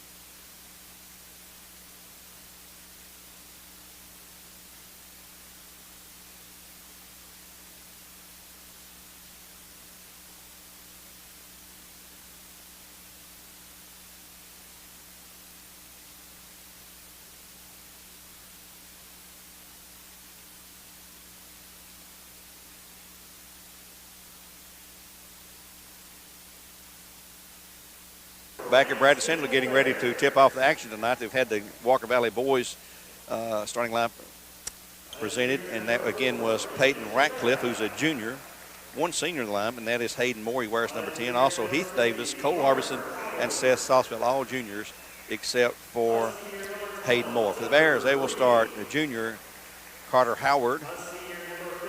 And also tonight they had a change in the lineup. Number 4, Brandon Shimbera will start from Bradley Central. Isaac Smith is back in there. Tucker Green is in there. Carter Howard's there.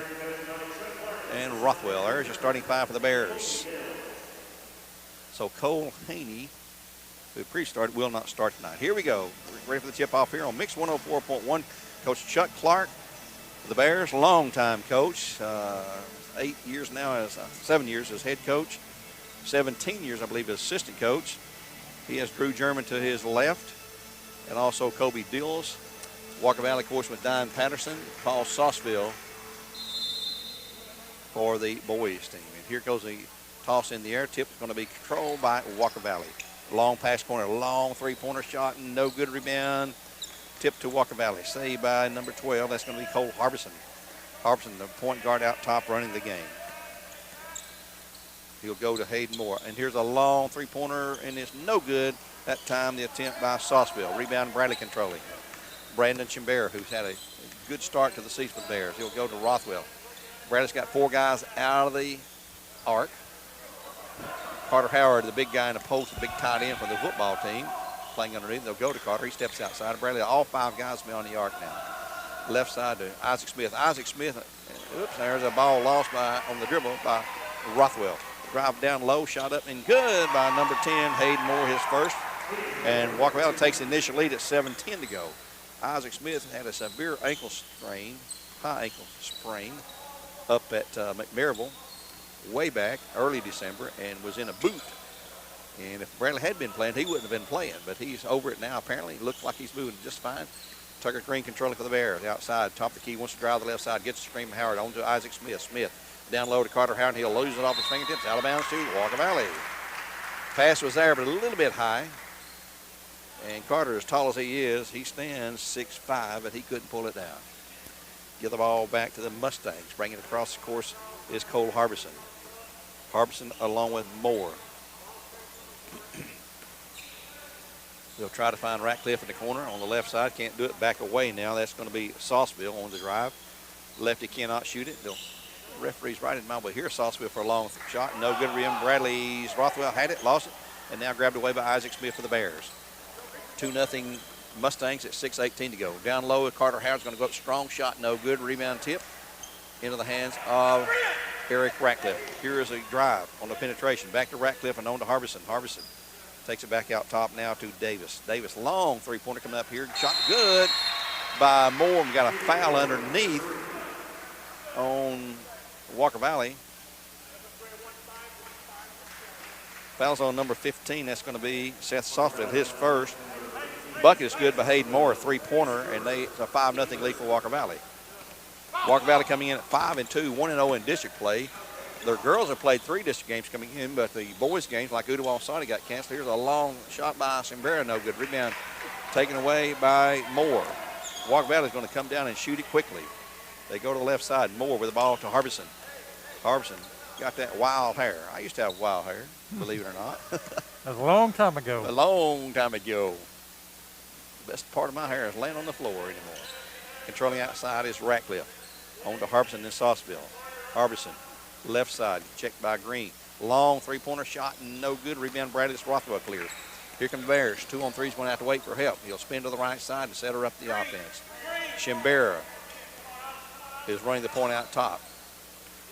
Shimbera is a junior for the Bears. They'll go to Tucker Green on the left side.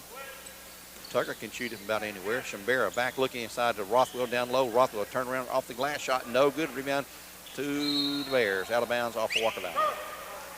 5:01 to go. Bears have not scored yet. 5-0 has scored. Diane Patterson up, conferred with one of the referees. Again, we will let you know about the protocols here at Bradley for the time being. Here's a drive by Shimbera, goes all the way through the paint, back out top now to Green. Only 2 tickets are allowed per player. 2, period. No exceptions. What you do with those 2 tickets, I guess, is up to you, but usually your parents want to see you play. Here's a long shot by Shimbera, shot no good. Tip to Sauceville of Walker Valley.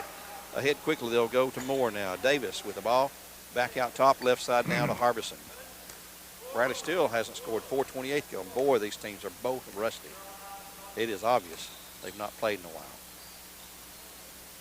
Very, very limited attendance here tonight. Maybe 200. Here's a shot inside by Harbison. No good. Rebound cleared away by Shimbera. Shimbera racing down the floor on the left side. Sets it back up out top now with Isaac Smith. He'll spin the ball into action right side to Green. Green back out top with Carter Howard. Reverses back to Green.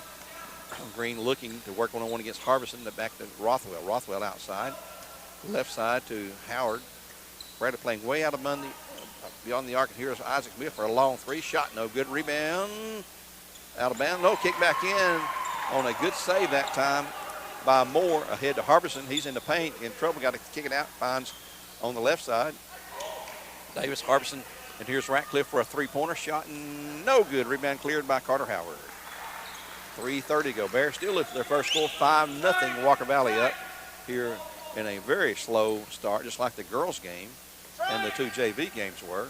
Yeah, I mean, the girls' kids game couldn't even come in and shoot. You know, no. It ain't like the couldn't be on out. campus. Couldn't be on campus. Nothing. Walker Valley with a couple of Mustangs ready to check in for the next dead ball at 3:10 to go. Bradley trying to figure out the man-to-man defense, or just trying to find an open shot. They've had some shots.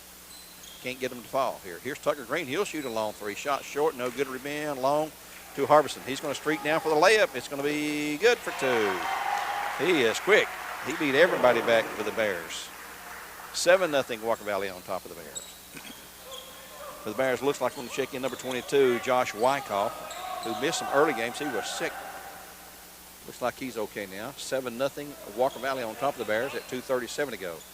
Green to Shimbera. Looking inside low to Carter Howard for 2, and it's good. The first score for the Bears comes at 2:31 to go. Carter, of course, the big tight end on the football team. He's a junior. He's back next year. Shimbera's back. Rothwell's a senior. Isaac Smith's a senior. Tucker Green on the floor. Those are the 3 seniors on the floor.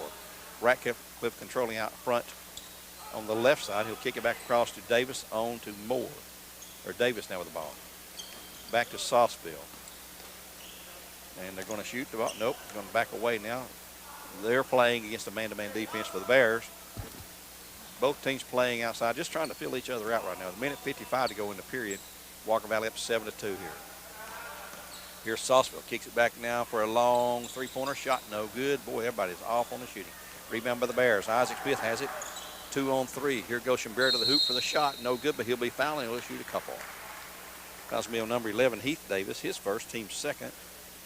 And the line shooting will be 2 free throws for our Crown Chrysler Jeep Dodge Ram. We'll get some scores tonight. Cleveland girls won their game, didn't he? 48-44 over Knox South Doyle. Cleveland girls. Well, the girls. Who the girls play? Over where? Boys are playing South Doyle tonight. Those are games we picked up. 14-14 after 1 there. And that's 14-14.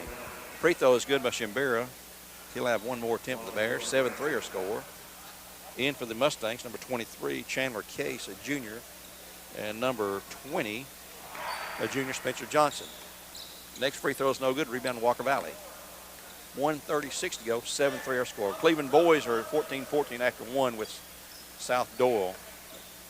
Those games being played in the Raider Arena. There's a long 3-pointer shot short and rebound out of bounds. Or nope, going to be saved by Shimbera for the Bears. Long lead pass ahead to Wyckoff. On to Green, or to Shimbera. And it looks like Carter Howard checked out. Turnover by the Bears. Wyckoff gives the ball back to the Walker Valley with 1:12 to go. Yeah, Wyckoff checked in for Carter Howard. 1:12 in the first quarter play. 7-3 are scored. Mustangs on top. Hayden Moore walks the ball up the floor slowly. Comes across the half line. Wants to penetrate. Does. Kicks it off in the corner now to Jackson. Spencer Jackson. Jackson hands it over to Moore. Moore breaks his dribble now. Goes back to Jackson.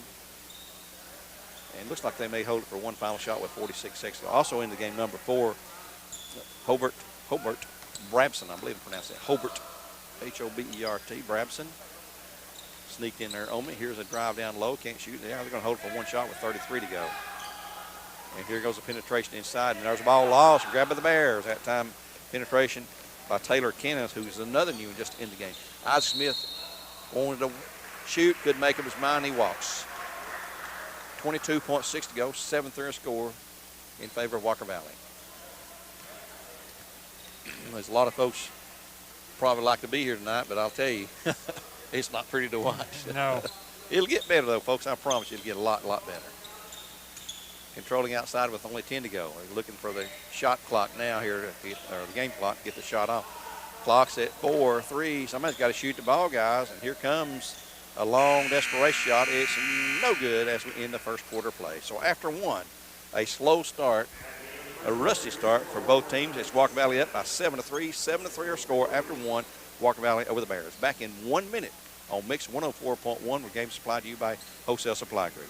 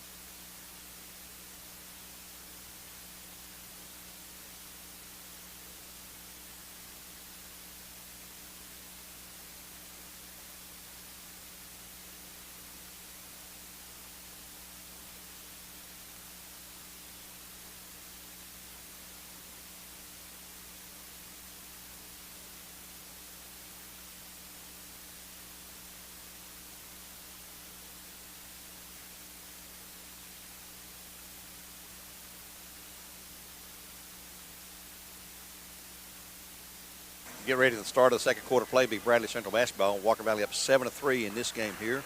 Bradley's put Memphis Flowers into the game, number 25. He's a 5'9" sophomore.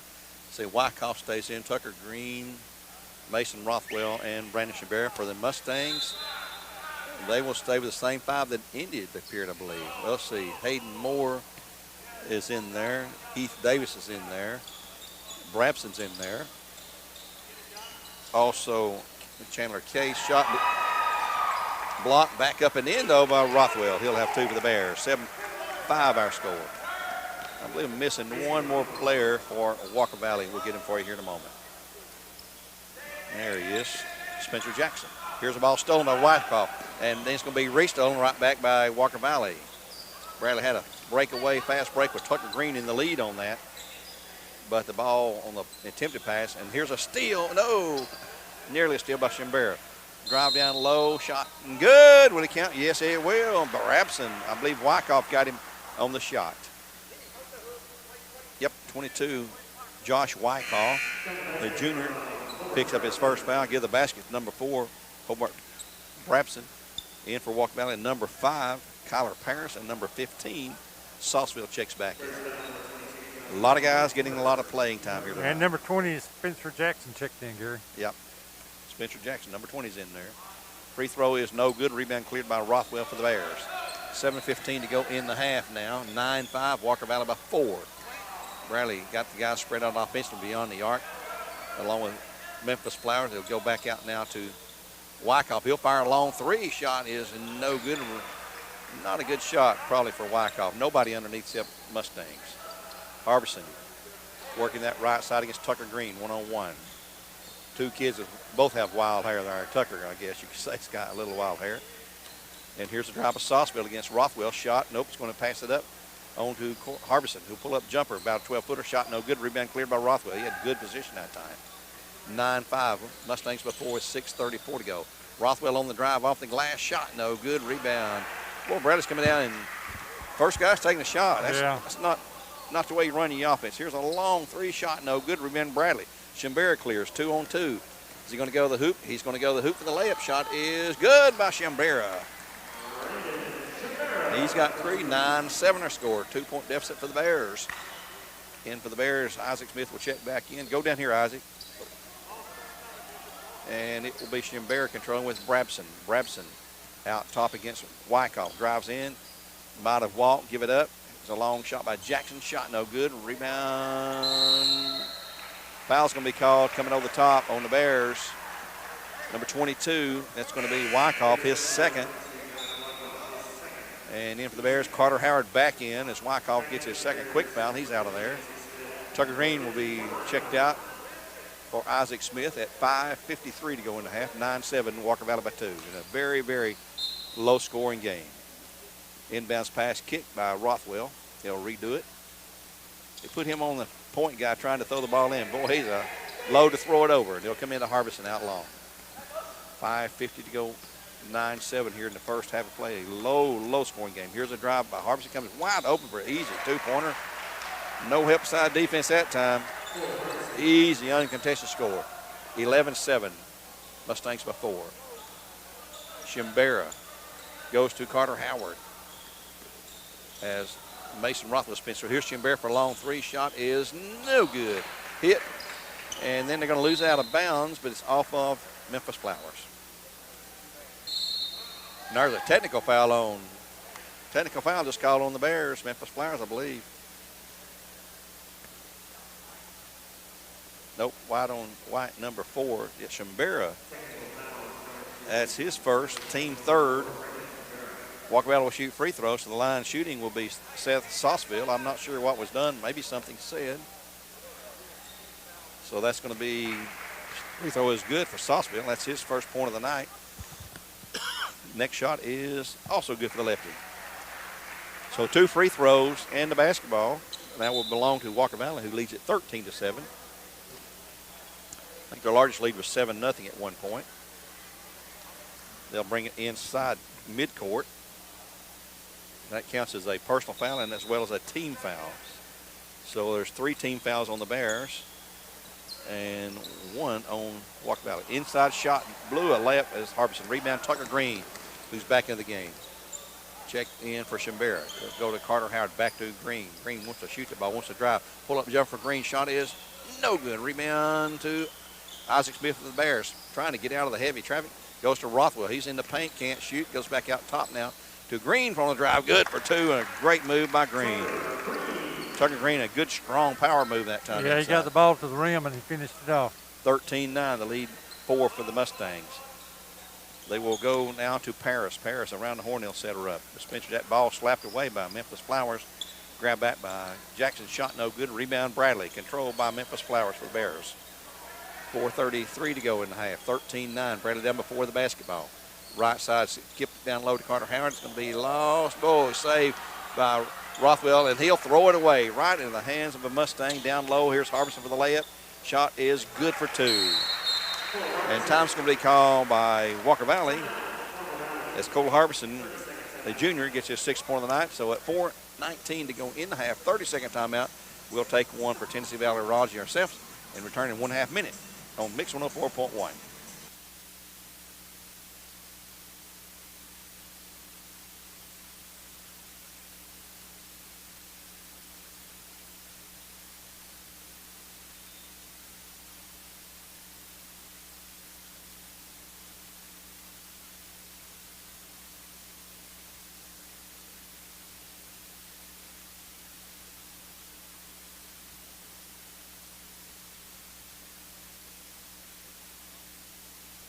Yeah, I mean, both teams.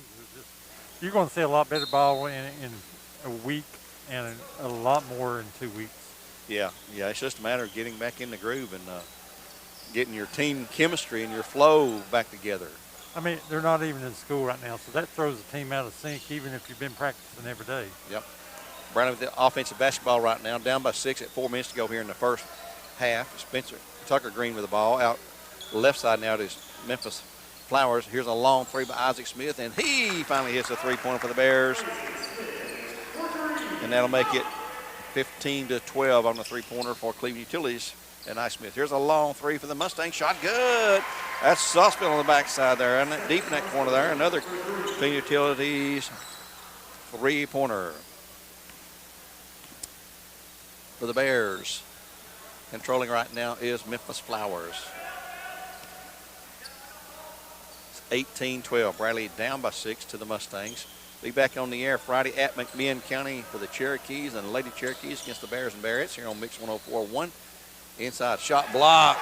Attempt by Mason. Rothwell was blocked. Down low, they'll take it into the paint. Boys in trouble, and there's a knock away stolen by Rothwell. Here come the Bears now, racing down the floor. 4-on-3. Great pass, but then it's lost. And 10 for Green. They've got the breakaway going the other way. Shot's going to be good for Walker Valley for Hayden Moore. He's got 7. 20-12. The lead at 8 now for the Bears. Neither team really playing good ball at this point, but Walker Valley's got the advantage here. They're playing better than the Bears, that's for sure. Carter Howard controlling to Green. Tucker trying to shake free. He's going to be covered by Harbison. They're bumping. Here goes Tucker Green to the hoop. It's going to be missed, but he's going to be fouled. He'll shoot a couple of free throws. And let's see who that call was on. Could be, number 5. That's going to be Kyler Paris, his first, team third. Bears going to check in. Savoy Humes and Brendan Shimbera will check back in for the Bears. Savoy is 6'3" junior at the line, shooting 2 of the Bears. Tucker Green, one of our seniors. 2:33 to go, clock stop. 20-12. Walker Valley by 8. Free throw is good by Tucker. He'll have another. He's got 3 tonight.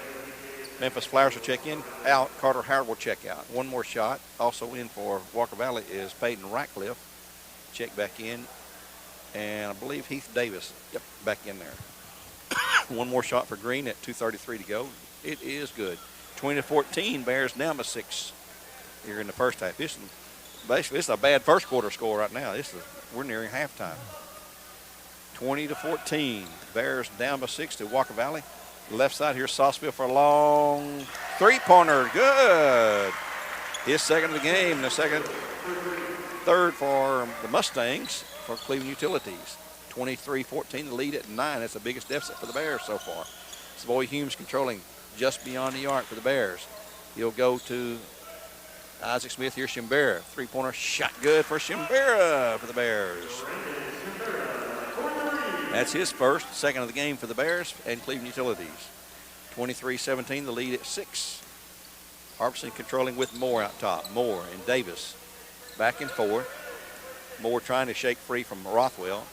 Here's Ratcliffe on the drive to the hoop. No, he'll give it up, and there's going to be a blocking foul on the Bears. Probably Tucker Green. Number 12, Tucker Green, his first, team fourth. Not shooting, is on the floor. They'll inbounds left baseline. It'll be Cole Harbison bring it in for the Mustangs. Brings it into Sauceville. Back to Harbison. Here's a long three. Shot good by Hayden Moore. His second three-pointer, Cleveland Utilities. He's got 10. 26-17. The lead back to 9 for the Mustangs with 1:25 to go in the half now. Green out top for the Bears. Goes to Savoy Humes. Humes on back to Green. He goes to Isaac Smith. He's out there. Thinks about a three. Will not shoot it. Goes into the paint. And he's going to be called for a walking. He threw the pass to Green. They called him for walking, I guess, before he passed it.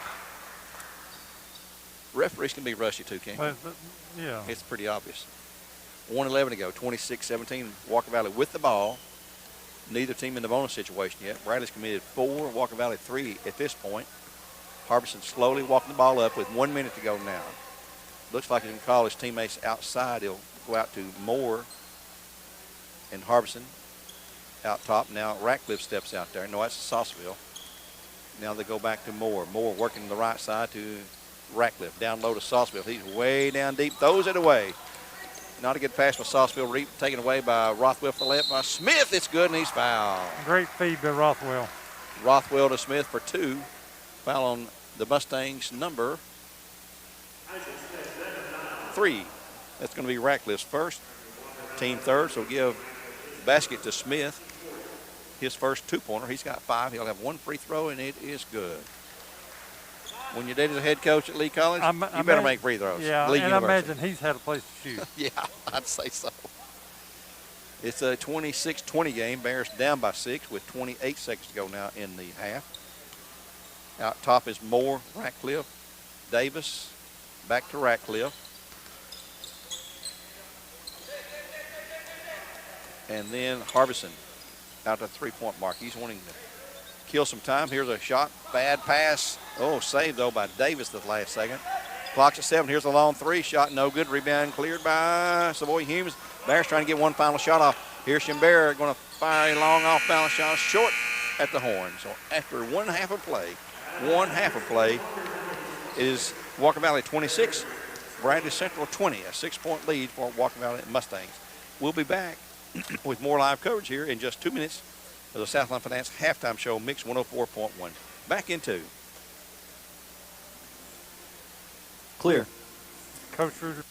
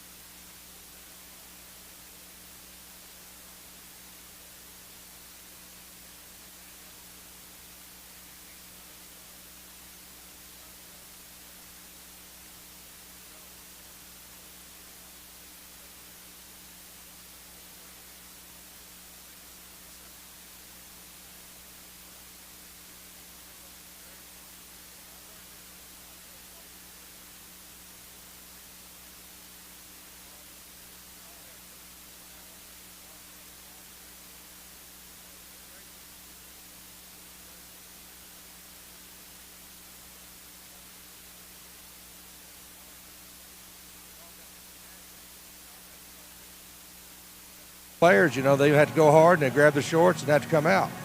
Hannah Jones is one of those rare birds that I haven't crowned her yet, Joe or Gary. I haven't crowned her. I'm just saying if we want to lace it up and tip it off, play another game, you think she could go right now tonight? What do y'all think? I'd say so, yeah. Yeah, she's got one of those gas tanks. She's a rare bird. I've coached some other ones, Caroline Smith, some Brooke Copeland's, Ryan Howard. Ryan Howard, played at her own speed, but she played all 32 minutes that we needed her to. So, anyhow, I'm rambling on here. 52. We ended up winning the game. It's probably we're a little spoiled around here. Everybody wants us to be up 30 at halftime. That I wasn't happy. You can probably tell when I walked off the floor. But I knew just simply not shooting the ball well. And look, you win by 43, and I think the final score would have been the same if we'd have shot good in the second quarter. I think we'd have subbed more quicker in the second half. So I think the final score would have been the same. Walker Valley's rebuilding a little bit, and they had a starter out, a kid out, so that hurt them. Even if she doesn't average a lot of points, that hurt them in their depth. So, anyhow, I'm proud of my girls in the second half, and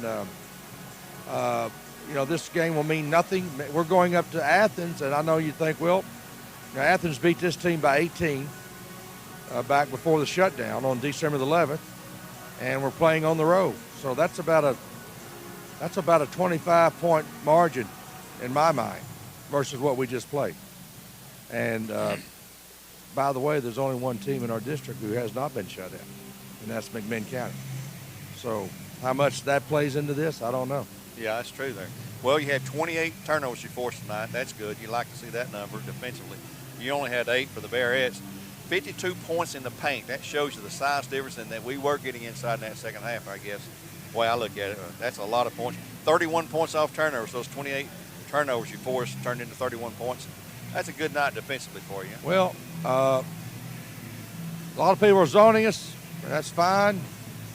I still think we have some kids that can shoot the 3 ball. You want to be optimistic. I've learned to try to what's what I'm trying to say? Try to criticize more on defense and try to encourage more on offense. Okay. It's not going to help a kid a whole lot.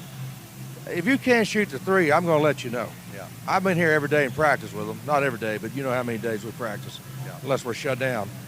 It takes an act of Congress shut us down. But we are not going to let a kid shoot a lot of 3s that can't make them. Yeah.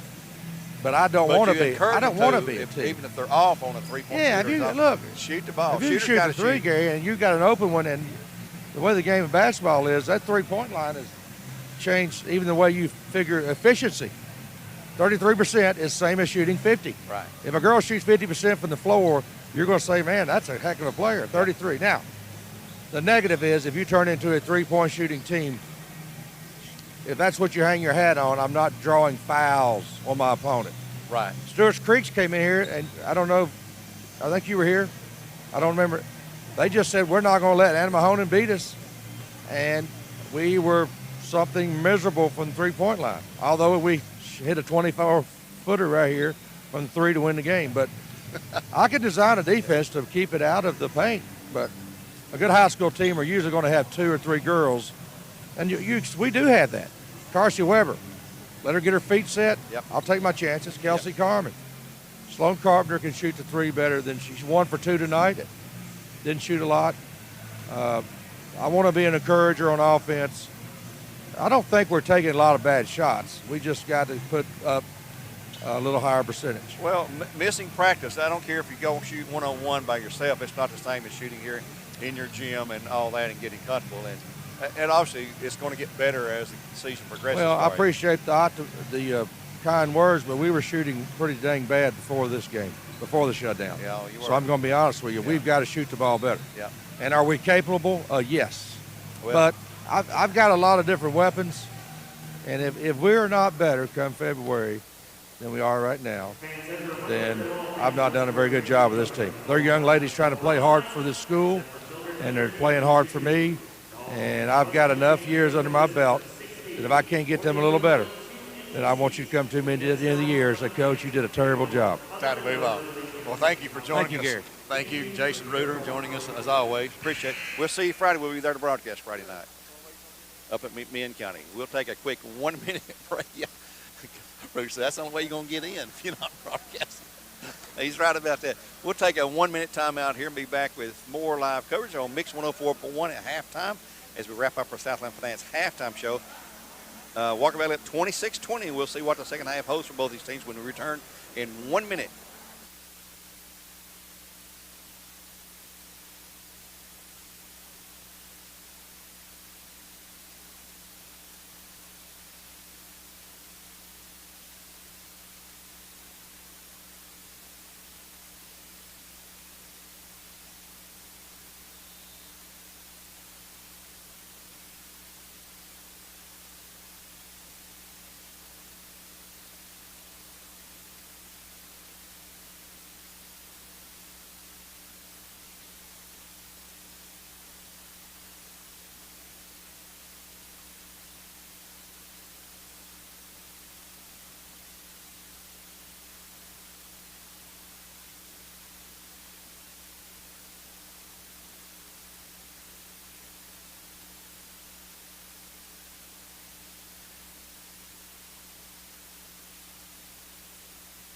We start the second half of play with possession of Walker Valley. Inside shot by Ratcliffe was missed. Rebound by Rothwell for the Bears. Not sure what his stats are. He's just freaking out on the boards.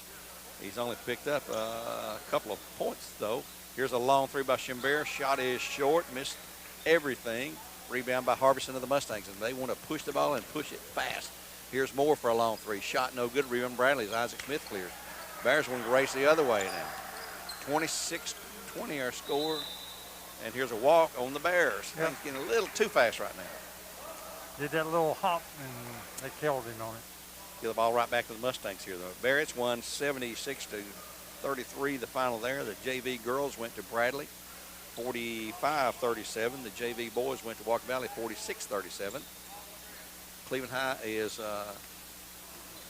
30. Let's see, we'll get a score on them in a minute. Get that score from Joe again on Cleveland High if you can there. And here's a three-pointer, good.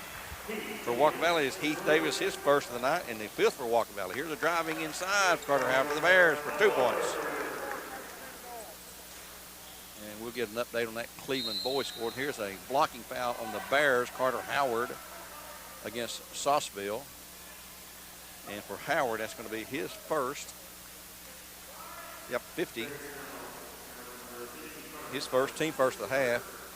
And it's just a common foul. It's not going to shoot. What's that score, Steve? 34-32 Doyle at halftime. Over Cleveland High School at Cleveland, 34-32 Doyle halftime.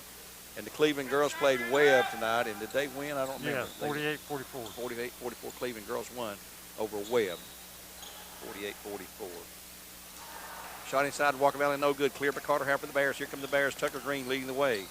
He's going to have to slow down. They were mismatched on the break back to Green from Howard on to Rothwell now. He'll set her up with Isaac Smith, and a bad pass. Carter Howard going one way, the pass went the other, and here's a left. Good for Hayden Moore for the Mustangs. Hayden now's got 12 points to lead back to 9, 31-22. The Bears can get it down to 6, and Walker Valley pops one on you. Walker Valley is small, but they're very, very quick. Quick hands, and they like to run with the ball once they get it, trying to beat you down the floor. Bradley controlling with Shimbera, right wing back to Green on the left side now. They'll set the offense again right in front of Coach Clark here on to Isaac Smith on the far right side. Carter Howard inside, goes up for two off the glass, too hard, no good. Rebound cleared by Harbison of Walker Valley. Here they come racing down the floor again. Here's a long three-pointer shot, good again by Heath Davis. His second three-pointer, and that's 2 for 6 for the Mustangs. They lead now by 12 at 34-22 here with 5:25 to go in the third. Bears are in trouble with their shooting tonight. They're getting one shot and no rebounds. Here is Rothwell on the drive into the paint for the left. Shot is good for 2. Mason Rothwell's fourth point of the night. That makes it 34-24, 10-point deficit. Here's a long three by Walker again. Shot no good. Ruben Bradley's Isaac Smith will clear. He's going to slow it down and take a breath here. 5 minutes to go in the third. Shimbera, right side to Green, back to Isaac. Isaac, they set up the motion offense inside, and here's a bump by Sauceville for the foul against Rothwell. Sauceville picks up foul number 2. team foul number 1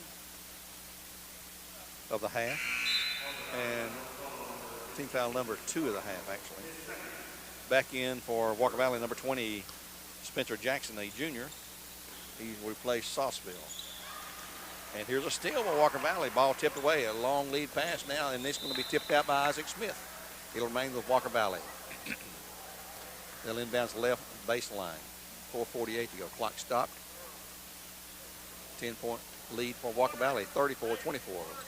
Broadcast coming up Friday night at McMinn County. Here on Mix 104.1, Steve and I have the call there for you. Next Monday, Steve and I again right here at Bradley with Meigs County coming in. Next Tuesday, next Friday, and next Saturday. And here's a long three by Heath Davis, his third. And boy, they are burning up the three-point nets tonight here in the second half. 37-24 lead at 13, the largest lead for Walker Valley. We'll have Cleveland or East Hampton at Walker Valley Tuesday. Cleveland hosting Walker Valley Friday, and Cleveland hosting Oak Ridge Saturday next game. So 4 games on tap, Monday, Tuesday, Friday, Saturday next week. One more this week on Friday. Isaac Smith for the Bears with Carter Howard out top. Carter wants to drive, goes through, the big guy clears him out and lays it up and in. Boy, inbounds turnover. Nope. Oh, Tucker Green almost had it. He almost had it. He stepped on the line when he went up to get it, and he actually threw it off the Walker Valley player. No. But with him stepping on the line, that's out of bounds. Yep. 37-26, Walker Valley by 11 with 3:50 to go here in the third quarter play. Coach Diane Campbell talking to the Raiders, or to the Mustangs. Long three-pointer, another three-pointer again. That's going to be Spencer Jackson for Cleveland Tiller. That's 5, 6, 7, that's 8 they've hit here. And they have made about 5 of those here in the third quarter. Josh Wyckoff going to check in for the Bears. Pass from Green, and they try to go down low to Carter. Ball is going to be kicked by the Mustangs as Wyckoff will check in. Also for the Mustangs, Hunter Duggins will check in, number 1. First time for Hunter in tonight.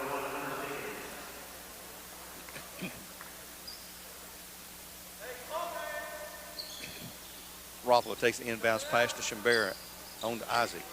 Trying to isolate Green in the corner. Had him for a moment. Couldn't get the pass to him, though. Down low they go to Rothwell. He's going to spin move off the glass. Shot good for Rothwell. He's got 2. And 6, making it 40-28. 12-point lead for Walker Valley.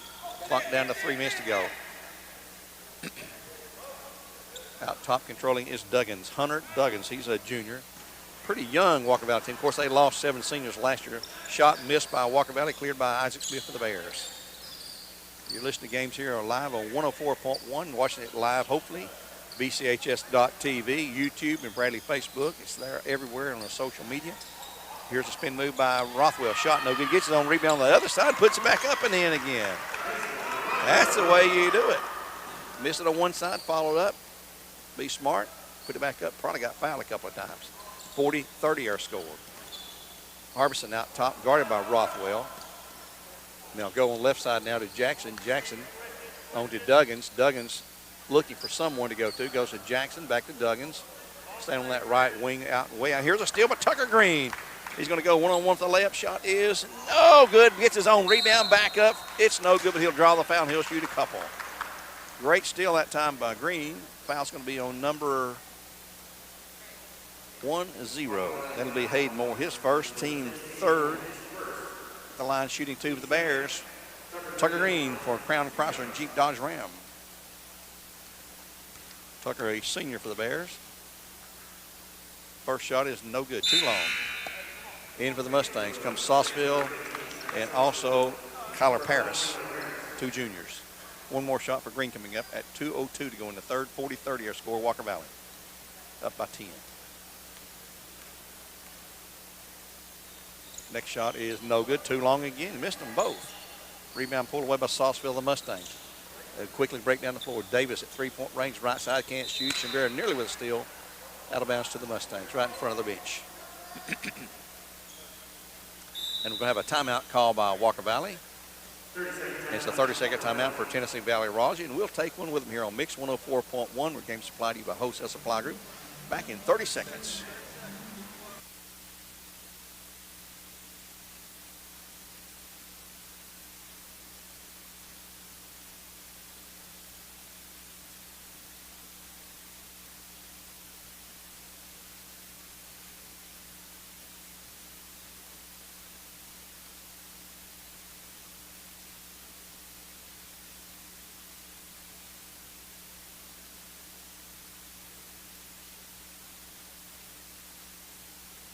54 remaining in the third. 40-30 our score. Walker Valley on top of the Bears by 10 points here from Jim Smiddy Arena on the campus of Bradley Central High School. School returns tomorrow in the county.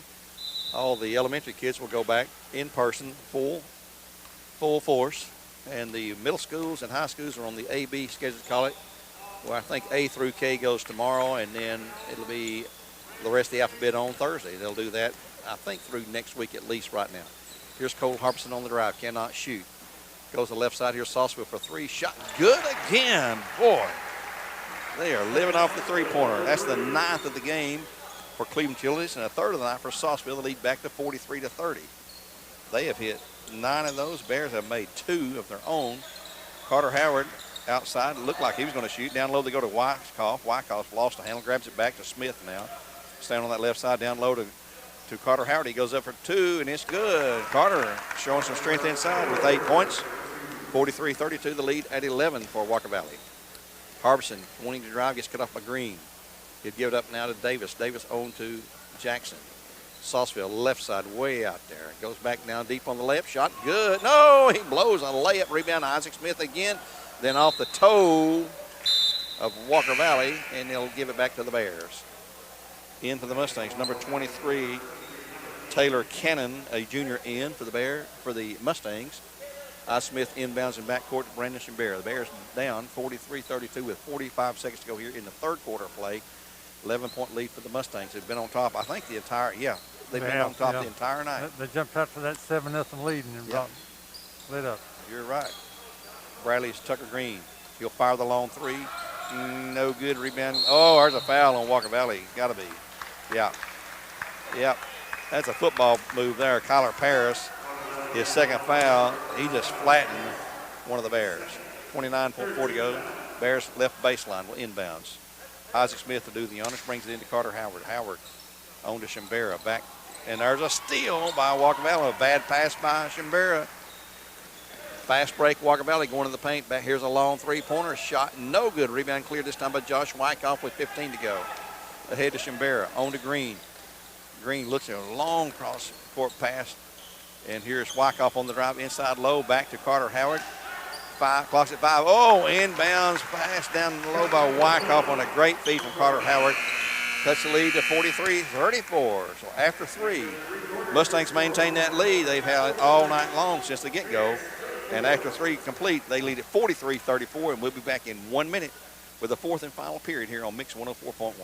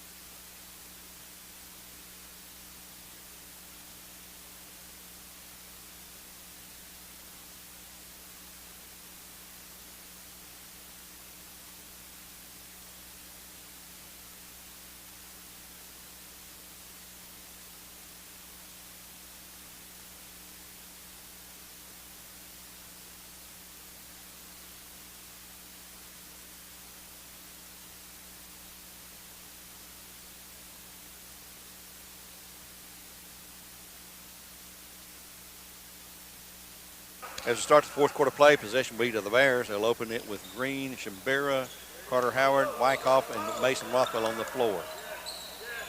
Shimbera finds Rothwell way outside. Everybody out beyond the three-point arc again. Wyckoff on the right side to Green on the left side. In the corner now, Shimbera looks inside low to Carter Howard. Turnaround shot up, no good. Rebound, Walker Valley. He didn't have a good look that time. A little bit off to the right. Rebound to Moore for the Mustangs.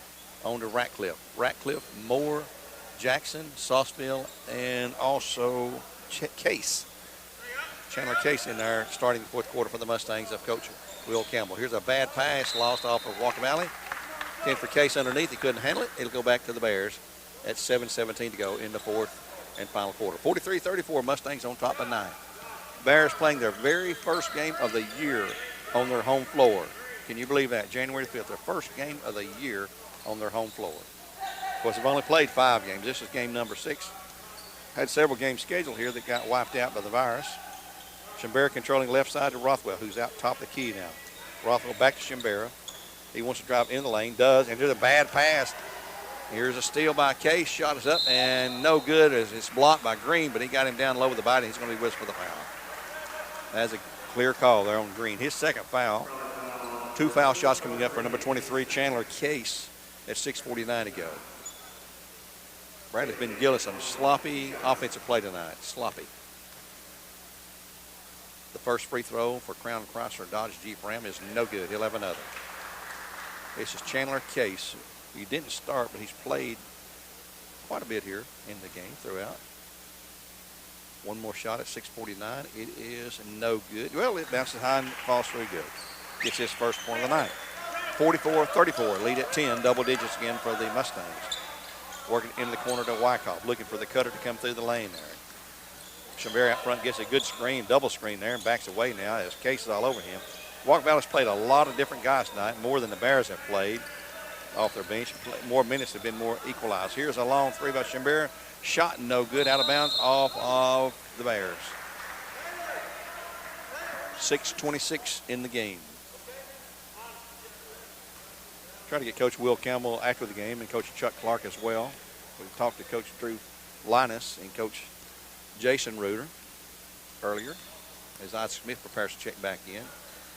Right side to Case. Here is Spencer Jackson. He's going to drive, kicks it back out to Sauceville for a long 3-pointer. Shot is no good, cleared by Big Carter Howard. Cooled off a little bit on the 3-point shooting with 6:04 to go. 44-34 though to hang on that 10-point lead. Another bad pass, nearly stolen by the Mustangs. In for the Bears, Isaac Smith for Brandon Shimbera. Also, Cole Harbison checks back in for the Mustangs. He'll replace Chandler Case. No, Tyler Cannon. Tyler Cannon out. Tucker Green going to inbounds left baseline, looking, still looking, finally finds Rothwell out top and on to Isaac Smith. Smith with Carter Howard. Back to Smith. He'll fire the long 3. Shot is no good. He's going to be pushed down by Ratcliffe. Is that going to be a 3-point shot or is after the shot? Nope. After the shot, it's on Ratcliffe. He picks up his second foul. Team foul number 5, I believe. 14 fouls. Bradley will inbounds. Tucker Green, left baseline at 5:48 in the game. Green's going to look it over. Still looking. Going to come in long to Isaac Smith. Smith takes the pass, guarded by Eric Ratcliffe. Eric's dad, who's also Eric, coached him in Little League Baseball down at Blue Springs Park. Boy, we had a heck of a team, unbeaten one year. 15-0. Here's a shot inside by Green off the glass. Gets the roll. It's good. Tucker Green picks up his 6th point. And the lead is now 8, 44-36. That's the closest the Bears have been in a while. It has. I mean, a long while. Yep. Here's Ratcliffe on to Harbison, left side. Harbison on to Hayden. Moore on the drive. Shot is good. Poor defense for the Bears that time. They are very quick off that first dribble. Yep, they sure are. I think Hayden Moore, I've got him for 14 points.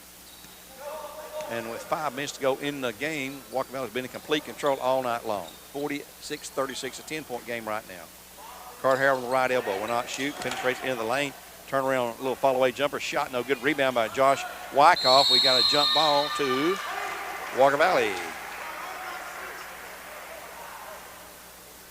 Walker Valley inbounds in backcourt with 4:48 now in the game. 46-36 our score. Mustangs with the ball. Bradley's committed 2 fouls this half. Walker Valley 4. Well, neither team near the bonus yet. Harbison goes to Ratcliffe right wing. On to Moore. He's going to penetrate. He's going to lose the handle on it, but he somehow grabs it back on to Ratcliffe for a long 3-pointer. Shot good. Ratcliffe. That's the 10th 3-pointer of the night for Walker Valley and for Cleveland Utilities. 49-36, 13-point lead again. Bradley cannot get it down there below 8 or 10. In the corner, Tucker Green wants to drive. Can't do it. Gets cut off, goes back out top. Now to Carter Howard on to Rothwell, left corner. Rothwell puts it on the floor, dribbles through into the paint, has it knocked away and stolen by Spencer Jackson. And here's Tucker Green with a steal for the Bears. Down low, Rothwell for 2, shot no good. Rebound kicks out long, picked up by Wyckoff. Down inside to Carter Howard for 2. Time call by the Bears, and that'll be Carter's 5th bucket and 10th point. So at 3:54 to go, as Brandon Spear will check in, we'll take a time with him. Let's take a 30-second timeout here. 49-38 for Tennessee Valley Raji. Back in 30 seconds.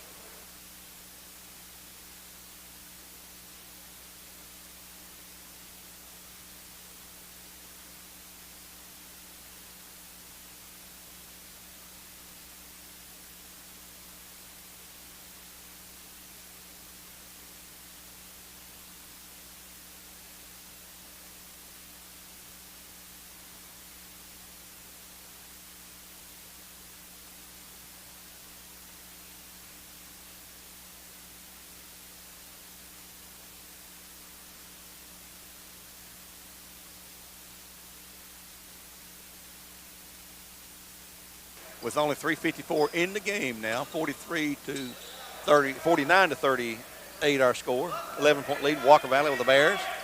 Walker Valley the ball in backcourt. Eric Ratcliffe brings it across. He'll go to Moore. He's going to penetrate for the drive. Shot up, no good. Rebound cleared away by Brandon Shambera, who's back in the game for the Bears. Shambera left side to Green. Green fires the long three-pointer. It is too far. Air ball, rebound by Harbison on to Ratcliffe. Boy, they were wanting to run down the low. Shot good. Walker Valley's number 10. Aiden Moore picks up his 5th bucket and 16th point of the night. And here goes Isaac Green. Smith nearly drew a walk. Shot no good. Rebound Bradley's Memphis Flowers. Ownership to a Green. 3-pointer. Shot no good. Rebound to the Bears. Memphis Green again. Memphis Flowers. 51-38 our score. 13-point lead for Walker Valley. Bradley just going to try to shoot the 3 to cut into the lead. They can't hit anything, though. Isaac Smith, right side, way out beyond the 3-point arc now with 2:56 to go in the game. Here's Rothwell on the drive. Off the glass, shot is good for 2. Rothwell picks up his 10th point. Bradley going to a full-fledged four-court press now, man-to-man. Now they'll back away some. It's going to be Sauceville across against Shambera, and time's going to be called by Will Campbell. At 2:42 to go in the game. That's a full timeout, a 60-second timeout for Tennessee Valley Raji and from Mix 104.1. Our game is supplied to you by Wholesale Supply Group. Back in 1 minute. 51-40 our score. Walker Valley on top of the Bears.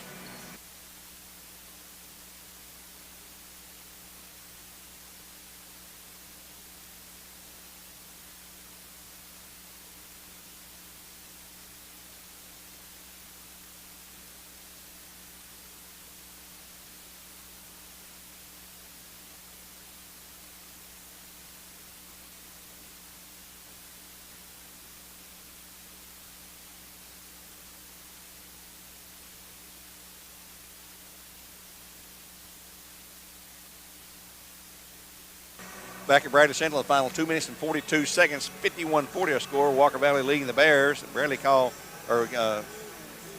Campbell called that last time out. Bradley girls won tonight, 76-33 in their game. JV girls game went to Bradley 45-37. JV boys to Walker Valley 46-37. Here Walker Valley trying to get the second win of the night, make it a split of 2 games each. And would be the boys. Both boys wins going to Walker Valley, and both girls wins to the Bearettes. As it stands right now, Bet the line shooting free throws will be no, just inbounds. Harbison lined up like he's going to shoot, but tried to fool me there. Bounce pass coming inside, stolen by Tucker Green. Great move by Green. Took it away from Harbison and then bounced it off him because he was going out of bounds. So the Bears will have it on the inbounds pass at 2:39 to go. Turning by 11. Green in deep. Quickly into front court to Memphis Flowers. Rothwell going to play the low post left side. Carter Howard's out of the game right now. Isaac Smith looks to shoot, can't do it. Shambera penetrates, backs away for a 3-pointer. Shot is good for a 3-pointer for the Bears. Finally, Shambera hits his second of the night for him and Walker Valley. 51-43, 8-point deficit. That's how close the Bears have been in a while. They have not gotten below 8 in this half. Here's Ratcliffe and Harbison. Ratcliffe looked for a 3, will not shoot it. Here's Spencer Jackson will shoot a 3. It's good for Jackson. He's got 2. They've got 11, if my count is right. 5, 6, 7, 8, 9, 10. 10, I guess, tonight for the Mustangs and Cleveland Utilities. Here is Isaac Smith for 3 for the Bears, and oh good. Rebound, Walker Valley. Minute 45 to go. 54-43. Walker Valley up by 11 points. Here's the drive by Harbison all the way through. Nobody there to stop him. He'll score. Nobody. I could score if I was that open. 56-43. The lead at 13 one more time. Shambira looking to go at Rothwell. Rothwell at the top of the key. Won't shoot. Goes inside low to Flowers. No, he'll kick it back to Isaac Smith. Smith penetrates. Gives it back up now to Shambira. He'll fire a long three. Shot is good for Shambira. He's had back-to-back. His third of the night for Cleveland Utilities. 56-46. The lead at 10 with 1:08 to go.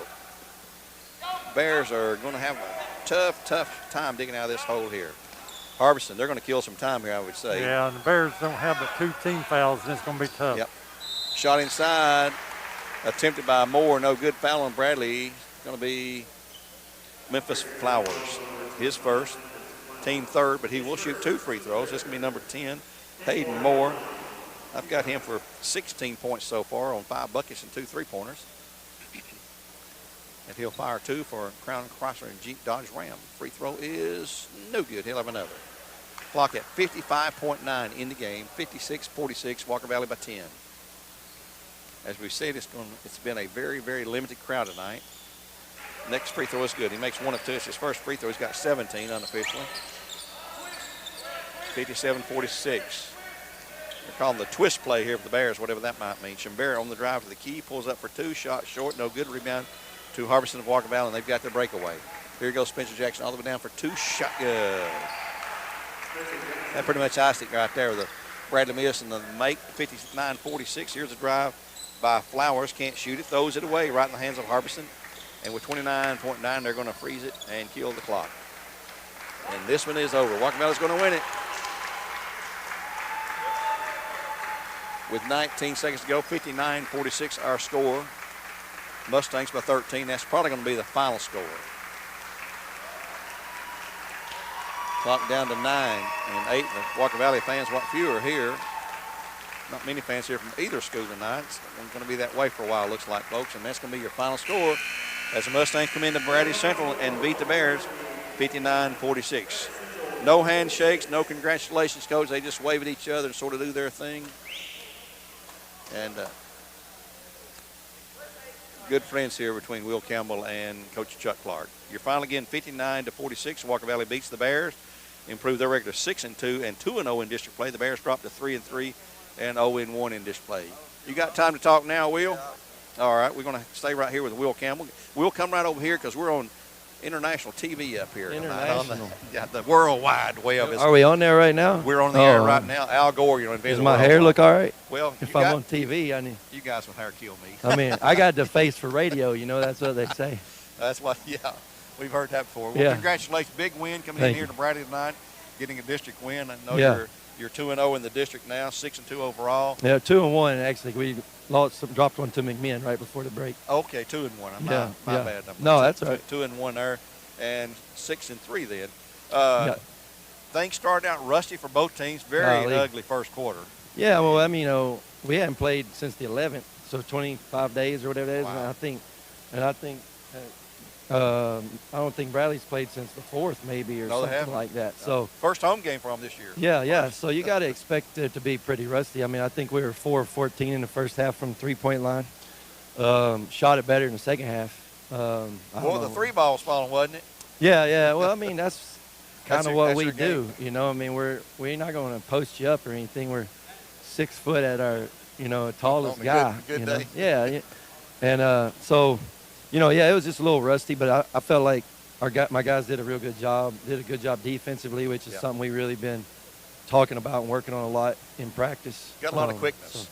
And sometimes that works in your advantage, and sometimes you run around all out of sorts. But tonight, they did a good job, and I'm just proud of their effort. So it ain't no Bradley is a tough matchup for us always. It's always a tough game. It's always physical and a lot of emotion in this game for the guys. They've played against each other their whole lives or with each other, so. Sort of subdued atmosphere with the crowd the way it had to man, it was weird, wasn't it? Yeah, really weird. I told Don, we were talking, this is the first time I can remember ever coaching a game, assistant or head coach here, where you could hear yourself talking. I mean, most of the time you're screaming your lungs out and the guys can't even hear what you're saying, But I'm happy to be playing. I mean, if the alternative is to be sitting at the house, I'll take this every day of the week. We're blessed to be playing, and hope the fans will continue to do what we need to do to keep playing. Now, who do you have up next?